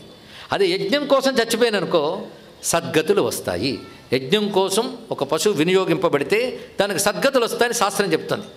అగ్ని పశురభూత్ సూర్యం అభూత్ పూర్వం పశురాసి జలాధిప భాస్వానధోచ్ఛృతి ప్రాప్త యజ్ఞే నిష్ఠాముపాగతా. యజ్ఞనిష్ఠులైన కారణంగా అగ్ని, వరుణుడు, సూర్యుడు కూడా ఉన్నత స్థితిలో ఉన్నారు. యజ్ఞనిష్ఠ అటువంటిది. యజ్ఞము కోసం త్యాగం చేసిన వారు సద్గతులు వెళ్తారని అది ఉదాహరణ అన్నాడు. అంటే వాటికి దీనికి సంబంధం ఉందా అంటే, అగ్ని దహించుతూ దహనాన్ని ఇస్తాడే, అది యజ్ఞంలో ప్రధానం. సూర్యుడు, వీరందరూ తమని తాము త్యాగం చేసుకుంటూ యజ్ఞాన్ని, లోక విషయం విశ్వకర్మ అనే యజ్ఞాన్ని చేస్తున్నారు కదా, అది త్యాగంలో ఉన్న గొప్పతనం. కానీ శరీర త్యాగం నేను యజ్ఞం కోసం చేసి నేను సద్గతిని పొందుతాను అని అంటే, అప్పుడు ఆలోచించాడు ఈయన ఏమని, రాజేంద్రశేష హంతవ్యో ధన్యోయం సుకృతి మృగ. ఎవరిని చంపాలి అని ఆలోచిస్తుంటే మళ్ళీ పూర్వం మృగ ఉవాచ, మొదట్లేడు చెప్తుంది, ఇతడు ధన్యుడయ్యా, వాడిని కనిపెట్టుకోవడానికి, ఆయన కనిపెట్టుకోవడానికి కూడాను బోల్డ్ ఎంతమంది ఉన్నారు, నాకు ఎవడూ లేడు, నేను చేస్తే ఏడ్చే కన్ను కూడా లేదు, కనుక ఒక్క నేను పోతే ఎవరికీ బాధ లేదు, నన్ను చంపు, ఇదే ధర్మం కదా అంటే, అప్పుడు ఉత్తరం మృగోవాచ, రెండవ లేడు అంటుంది, ఇతడిదేం దుఃఖమయ్యా, ఇతడు ఏకదేహ భయం, నాకు అనేక దేహ భయం అన్నది. ఇక్కడ మాట చూడు ఎంత గొప్పగా ఉన్నదో. ఇదేమిటి అంటే, ఏకో యదాహమాసంతు ప్రాక్తదా దేహజమ్మమ దుఃఖమాసీన్ మమత్వేతు. ఒకప్పుడు నాకు ఒక్క శరీరమే ఉండేది. ఏం అద్భుతమైన మాట చూడండి, ఒక్క శరీరమే నాకు ఉండేది. ఒకవేళ భయమో దుఃఖమో ఉంటే ఒక్క శరీరానికి సంబంధించే, ఏదైనా తినేస్తుందో ఎవడో కొట్టేస్తాడో అంటే ఈ ఒక్క దేహం గురించే చింత. తర్వాత నాకు పెళ్ళి అయ్యింది, అప్పుడు నాకు రెండో దేహం వచ్చిందన్నాడు. ఇక్కడ చూడండి ఎన్ని బంధాలు పెంచుకున్నావు అని దేహాలు ఏర్పడ్డాయిట. అందరూ దేనికి ప్రమాదం కలిగినా నీ దేహానికి ప్రమాదం కలిగినట్టు బాధపడుతున్నావా లేదా ఇది తెలుసుకో. ఇక్కడ హుషారుగా ఇంటికి వెళ్ళావు, ఆవిడ మూలుగుతూ పడుకుంది, వెంటనే మూడు మొత్తం పోయింది, పని తోచట్లేదు, అవునా లేదా? ఒక అనేస్తా కూడా ఒక మాట, నాకు వచ్చినా పర్వాలేదు కానీ ఇంట్లో వాళ్ళకి వస్తే తట్టుకోలేవండి అని. వీడికి రాలేదు కానీ నాకు అన్నాడు కనుక అది తట్టుకోలేడు, అది తట్టుకోలేడు మొత్తానికి. కాబట్టి ఇక్కడ తెలుసుకోవాల్సింది, కొంతమంది పాపం వివాహం కాలేదండి పాపం అంటారు, వీడికి వివాహం అయ్యిందండి పాపం అంటాడు ఇంకొకడు. ఏం చేస్తావు, ఎవడు అనుభవాలు ఎవడు చెప్పగలండి ఇక్కడ. కనుక సుఖం పడిపోవాలని, దుఃఖాన్ని తప్పించుకోవాలని మానవుడు ఏ ప్రయత్నం చేసినా రెండూ జరగవు తెలుసుకోండి. ఇక్కడ వస్తూ పోతుంటే కర్మల గురించి, కానీ వీటి కోసమే ఆలోచిస్తూ బతుకు పూర్తి చేసేసుకుంటారు, పరమార్థం ఏంటో తెలుసుకోరు. అది ఆలోచించమంటున్నాడు ఇక్కడ. ఈ కథని ఎలా పెట్టాడు చూడండి, ఏ సందులో పెట్టాడో. మొత్తం ఆశ్చర్యపోయి వింటున్నాడు ఈ రాజు. నాకు రెండవ దేహం ఏర్పడింది. ఈ రెండు దేహాలతో పోని ఉంటే యదా జాతాన్యపత్యాని తదా యావంతి తాని వై తావత్ శరీరే భూమిని మమ దుఃఖాన్యథాభవన్. తర్వాత పిల్లలు ఈ పెరిగిపోయారు, అంటే దేహాలు పెరిగాయి. దేహాలు పెరుగుతూ ఉంటే ఒకప్పుడు ఒక్క దేహానికి సంబంధించిన భయం, బాధ పెరిగిపోయాయి. నాకు కృతార్థో భవామ్యస్య నాతి దుఃఖాయ సంభవ. కనుక ఇప్పుడు దుఃఖం ఎవరిది ఎక్కువ వాళ్ళని చెప్పాలి కానీ నన్నే చంపయ్యా. దుఃఖాయ సంతతి సత్యం ఐహికాముష్మికాయ తత్. ఇది అనగానే ఇద్దరిని చంపకుండా అక్కడి నుంచి వెళ్ళిపెట్టాను ఇక్కడ. ఎందుకంటే దోలాయమాన, ఆయన హృదయం అటు ఇటు ఊగింది. అంటే ఇప్పుడు ఈమెను చంపాలా ఆమెను చంపాలని కాదు, పెళ్లి చేసుకోవాలి, పిల్లలు కలగాలా లేదా అనే దాని గురించి ఆలోచిస్తున్నాడు ఆయన. ఇప్పుడు అది పుత్రార్థినై నేను తిరుగుతున్నానే, నిజంగా పుత్రుడు కావాలా అక్కర్లేదా, ఇది పట్టుకుంది ఆయన భయం. ఆలోచిస్తున్నాడు. దుఃఖాయ సంతతి సత్యం ఐహికాముష్మికాయ తత్ తథాప్యతనయాన్యాంతి రుణానీతి శృతం మయా. మానవుడు కదా, మరి కొంచెం వివేకం అప్లై చేసి అంటున్నాడు. సంతానం కలిగితే దుఃఖం తప్పదు, దుఃఖాలు పెరుగుతాయి. నువ్వు ఎంత సంఘం పెంచుకుంటే అంత దుఃఖం ఉంటుంది, ఇది ఎప్పుడు గుర్తుపెట్టుకోండి. ఏం తోచట్లేదండి అని ఇద్దరు పిలిచాడు. ముగ్గురు కలిసి కొట్టుకుని తర్వాత ఏడ్చుకుంటూ ఇంటికి వెళ్ళిపోయారు. అది జరుగుతుంటాయి ఇక్కడ. అందుకే ఎంత సంఘం పెరిగితే అంత దుఃఖము. సత్సంగత్వే నిస్సంగత్వం ఊరికినే అనలేదండి. నిస్సంగత్వం కోసం సత్సంగం ఉండాలి, సంఘం అయితే ప్రమాదం. సత్సంగానికి మామూలు సంఘానికి తేడా ఏంటంటే, ఏ సంఘం వల్ల పరమార్థం తెలుస్తుందో అది సత్సంగం, ఏ సంఘం వల్ల ప్రపంచం పెరుగుతుందో అది దుస్సంగం. ఇదొక డెఫినేషన్ గుర్తుపెట్టుకుంటే. లక్ష్యం నిస్సంగమే, నిస్సంగం కుదిరితే కానీ లాభం లేదు. ఒకప్పుడేంటో కొద్ది రోజుల క్రితం దత్త చరిత్రలో మదాలస అలర్కుడికి ఇచ్చిన సందేశం గుర్తున్నదా? అబ్బే ఇప్పటిదాకానండి 2 మాటలు చెప్పింది. సంఘం ప్రమాదం, ముక్తిని కలిగించదు. సంఘం తప్పదంటావా, సత్సంగం ఆశ్రయించు, ఒక సూత్రం. రెండవది కోరిక ప్రమాదం, కోరిక తప్పదు కదా, ముక్తి కావాలని కోరిక పెట్టుకోండి, గుర్తుందా? అది గుర్తు తెచ్చుకుంటే చాలు. ఇక్కడ సంఘం ప్రమాదం కనుక ఇప్పుడు నేను సంతానం పొందితే దుఃఖం పొందుతాను. ఆమె చెప్పిన దానిలో పాయింట్ ఉంది, మరి ఈమె చెప్పిన దానిలో పాయింట్ ఆలోచిద్దాం. అయితే సంతానం కలగకపోతే రుణత్రయ విమోచనం జరగదు కదా. ఇందాక చెప్పిన ముందు చెప్పిన 3 రుణములు, ఆ 3 రుణములు తీరాలి అంటే సంతానం ఉండాలి. ఆ రుణాలు తీర్చుకోకపోతే నరకాలకు పోతారు. కానీ సద్గతులు పొందాలి అంటే రుణములు పోగొట్టుకోవాలి కదా. రుణములకు సంతానం పొందాలి. ప్రజయా, సంతానము చేత మనం పితృణం తీర్చుకోగలం. అందుకే సంతానం కావాలి కదా అని ఆలోచిస్తే ఏమైతే అయ్యిందని తపస్సు చేసుకుందాం వెళ్ళిపోయాడు. ఇంకా హింసలు అన్నీ వదిలేసాడు. ఈ జంతువుని కొట్టడం ఆ జంతువుని కొట్టడం వదిలేసి తతస్స నృపతిర్గత్వా గోమతీం పాపనాశినీం తత్ర తుష్టావనియతో భూతాం దేవం పురందరం. అప్పుడు తపస్సును ఆచరిస్తూ ఇంద్రుణ్ణి ఉద్దేశించి తపస్సును ఆచరిస్తున్నాడు. ఇంద్ర సంబంధమైన మంత్రములు, ఇంద్ర సంబంధమైన ఉపాసన కూడా వైదికము. ఈ యుగంలో అవి తెలియట్లేదు. ఆ ఇంద్ర సంబంధమైన ఆరాధన ఉన్నది. ఆ ఇంద్రుణ్ణి ఉపాసిస్తూ ఉన్నాడు ఆయన. అప్పుడు ఇంద్రుడు సంతోషించి ఏం కావాలన్నాడు, అడిగాడు. నాకు సంతానం లేదు, అపుత్రకుణ్ణి నేను, ధర్మబద్ధమైన సంతానం కావాలి. ధర్మకృత్ ధర్మవిత్ కృతి. మళ్ళీ సంతానం ఎవడో కలిగితే మళ్ళీ వాడి వల్ల దుఃఖాలు వస్తాయి. ధర్మకృత్ ధర్మవిత్, ధర్మం చేసేవాడు, ధర్మము తెలిసినవాడు, ధర్మకర్మనిష్ఠుడు అయినటువంటి సత్పుత్రుడు కలగాలి అన్నారు. ఇక్కడ తెలుసుకోవాల్సింది ఏంటంటే, సంతానం లేదే అనే దుఃఖము లేని వారికి అవసరం లేదు, ఉండడం వల్ల బాధ అనే భావం ఉన్నవాళ్ళకి అవసరం లేదు. అది తెలుసుకోవాలి. ఇక్కడ రెండింటిని సక్రమంగా వినియోగించుకోవాలి. అందుకే లేకపోవడం వల్ల ఉండే సౌకర్యాలు చూసుకుని ఈ లంపటాలు లేవు కదా అని ఆ కాలాన్ని భగవంతుడికి వినియోగిస్తూ తాను సమాజానికి పనికొచ్చే సత్కర్మలు చేసినప్పుడు అదే సత్సంతానం అవుతుంది. ఇది తెలుసుకోండి. ఇక్కడ తన తర్వాత తన గురించి అనుకునే ఒక మంచి పని ఉంటే అదే సంతానము. సంతానం అంటే కొనసాగింపు, ఒకదానితో కంటిన్యూటీని సంతానం అంటారు. సంతాన శబ్దానికి అర్థత్వం. కొనసాగింపు లేనప్పుడు అంటే వీడి ధర్మానికి కొనసాగింపు, కేవలం వీడు పుట్టాడు అనగానే వాడు తండ్రి కొడుకు అని చెప్పడమే కాదు, వీడి ధర్మానికి కొనసాగింపు కావాలి. అదే అసలు సంతానం అండి ఇక్కడ. అలాంటి సంతానం లేకుండా నీ కళ్ళ ముందే ధర్మభ్రష్టులు పిల్లలు ఉన్నప్పుడు దాని సంతానం ఎలా అంటాం? పైగా వాళ్ళు కూడని పనులు చేస్తే ఆ పాపాలన్నీ పై వాళ్ళకి వెళ్తాయి. కనుక కుపుత్రత్వంబు కంటే అపుత్రత్వంబు మేలు అన్నాడు భాగవతంలో. చూడండి ఇక్కడ అని పిల్లలు పాడవకుండా ధర్మబుద్ధిగా ఉండేటట్టు తల్లిదండ్రులు ఎందుకు తాపత్రయపడాలంటే వాడు పూర్వీకులు సద్గతులు పొందాలంటే ఇవి జాగ్రత్త పడాల్సింది ఇక్కడ.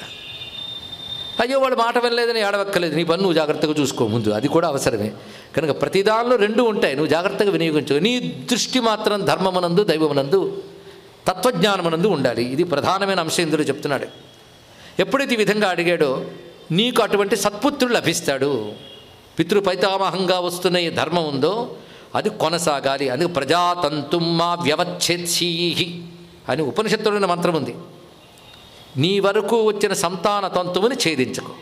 అందుకే మన తర్వాత కూడా మనం చేసిన ఒక మంచి పని మిగిలిపోతే ఆ మంచి పని సంతానం అవుతుంది అంటూ సప్త సంతానాలను చాలా చాలా చక్కగా చెప్పారు. అందుకే లేదే అని దుఃఖించడం కాదు, ఉన్నారే అని బాధపడడం కాదు. లేనప్పుడు ఎలా ఉండాలి, ఉన్నప్పుడు ఎలా ఉండాలో తెలుసుకోవాలి. అంతేగాని లేరు కదా దుర్గతులు వస్తాయి అనుకోని వద్దు. ఇప్పుడు నువ్వు చేసిన ధర్మం సంతానం అవసరం లేకుండా కూడా నేను తరింపజేయవచ్చు, ఇది తెలుసుకోండి. ఇక్కడ ఈ మాటనే ధూర్జుడు చెప్తాడు. కొడుకులు లేని శుకుడికి ముక్తి రాలేదా, 100 మంది కొడుకులను ధృతరాష్ట్రుడికి ఏమొచ్చింది అన్నాడు. ఇది ఒక్కటి ఆలోచిస్తే చాలండి ఇక్కడ ఆలోచన. కానీ వివేకి ఎప్పుడు కూడా అటువంటి వైపు వెళ్ళడు.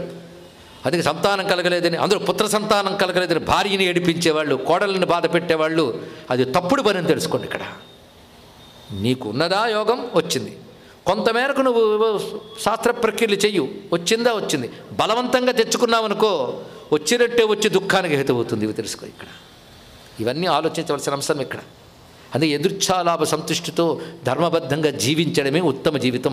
పరమార్థాన్ని మర్చిపోరదు, ఆ దృష్టి అవసరం. మొత్తానికి మహానుభావుడికి సంతానం కలిగినది ఇంద్రుని అనుగ్రహం వల్ల కలిగాడు, అది మర్చిపోవద్దు. అంటే ఇంద్రుడికి ప్రత్యేక శక్తినిచ్చాడు. అలాంటి ఇంద్రకృపతో ఇంద్రశక్తితో కలిగినటువంటి పుత్రుడు. ఇతని పేరుకి బలాసుడు అని పేరు పెట్టాడు. ఈ బలాసుడు చక్కగా రాజ్యపాలన చేస్తున్నాడు. అథాఖిల నరేంద్రాస్తే దాయాదాస్తస్య దుర్మదాహ, చక్కగా రాజ్యపాలన చేస్తున్నాడు. పైగా తండ్రి మొదలైన వారు తాతలు ఒక సుభిక్షమైనటువంటి ఏకఛత్రాధిపత్య సామ్రాజ్యాన్ని స్థాపన చేశారు. దాన్ని పాలిస్తూ సామంతులు వారందరి చేత చక్కగా రాజ్యపాలన చేస్తున్నాడు. కానీ ఒకసారి దురదృష్టవశాత్తు ఈ సామంతులందరూ కలిసిపోయారండి. కలిసిపోయి ఇతడి మీదకి అన్యాయంగా దాడికొచ్చారు. వచ్చి మొత్తం ఇతడు యుద్ధం చేసి మొత్తం సామ్రాజ్యంలో ప్రధాన భాగములను తీసేసుకున్నారు. ఇంతవరకు ఏకఛత్రాధిపత్యంగా ఉన్న సామ్రాజ్యంలో ఈ రాజు బలాసుడు కొద్దిపాటి గ్రామంలో లేదా నగరాన్ని మాత్రమే ఏలుతూ ఉండవలసిన పరిస్థితి ఏర్పడింది. ఈ శత్రువులందరూ మొత్తం ఇంతవరకు తన వాళ్ళు అనుకున్న వాళ్ళందరూ శత్రువులుగా మారిపోయారు. ఇది చూసి ఒకరోజు దుఃఖం కలిగి 2 చేతులు మొహం మీద కప్పుకొని వేడి నిట్టూర్పులు విడిచెట్ట. అపశ్యమాన శరణం సబలో ద్విజసత్తమ కరో ముఖాగ్రత కృత్వా నిశ్వాసాత్తమానస. మనస్సుతో బాధపడుతూ వేడి నిట్టూర్పు విడవగానే ఆ నోటు నుంచి నాసిక నుంచి వచ్చిన తతోస్య హస్త వివరాన్ ముఖానిల సమాహత. ఆ వచ్చిన వేడి నిట్టూర్పు నుంచి ఆశ్చర్యకరంగా ఎన్ని నిట్టూర్పులు వచ్చాయో వాటికి అధిక సంఖ్యలో సైన్యం బయటికి రావడం మొదలైంది. అందుకే ఇంద్రశక్తి అన్నాం. ఇక్కడ ఇతడి యందు ఒక అతిమానుషమైన శక్తి ఉంది. మనం ఇళ్ళకెళ్ళి చూసుకుని వస్తాయేమో అని ప్రయత్నిస్తే రావు. అతడికి ఇంద్రశక్తి ఒక ప్రత్యేకంగా ఉంది. ఎందుకంటే వరప్రసాది అతడు, ఆ ఇంద్రశక్తి ఉన్నది. ఆ ఇంద్రశక్తి చేత ఇతడి నుండి అద్భుతమైన సైన్యములు వచ్చాయి. ఈ సైన్యములు ఎంత వ్యాపించిపోయాయంటే ఇదివరకు సైన్య బలం తక్కువై వాళ్ళని జయించలేపాడు. ఇప్పుడు వాళ్ళందరివి కలుపుకొని సైన్యములు వచ్చినా ఇతని సైన్యము తక్కువే. ఇంత సైన్యములు రాగానే మొత్తం ఆ సామంతులను భయపడ్డారు. ఇంకా అందరినీ జయించాడు వాటితో. జిత్వా చవసమానీయ చకార కరదాన్ పునః కరదాన్ అంటే తన చేతు నుండి జనించినటువంటి ఆ సైన్యం యొక్క సహాయంతో తనకు అప్పు ఇస్తూ ఉన్నటువంటి కప్పములు చెల్లించేవాళ్ళు, కరదా అంటే కప్పములు చెల్లిస్తూ ఉన్నటువంటి సామంతులు ఇప్పుడు జయించిన వాళ్ళు మళ్ళీ ఈయనకు వశులైపోయారు. మొత్తం మళ్ళీ ఏకఛత్రాధిపత్యాన్ని సాధించాడు. సధర్మాత్మ మహాత్మాచ స మైత్ర సర్వజంతుషు. కానీ మళ్ళీ వీళ్ళందరినీ క్షమించి ఆయా స్థానాల్లో ఉంచి చక్కగా చూశాడు. ఎందుకంటే మునుపు చెప్పిన మహాత్ముడు ఖనిత్రుడు చెప్పిన మాటల ప్రకారంగా మైత్రీభావం కలవాడు గనక ప్రతివారు ఆయనతో చక్కగా ఉన్నారు. కానీ మైత్రీభావంతోనే అందరూ హృదయాన్ని జయించాలి. మైత్రీం భజత అఖిల హృజైత్రీం.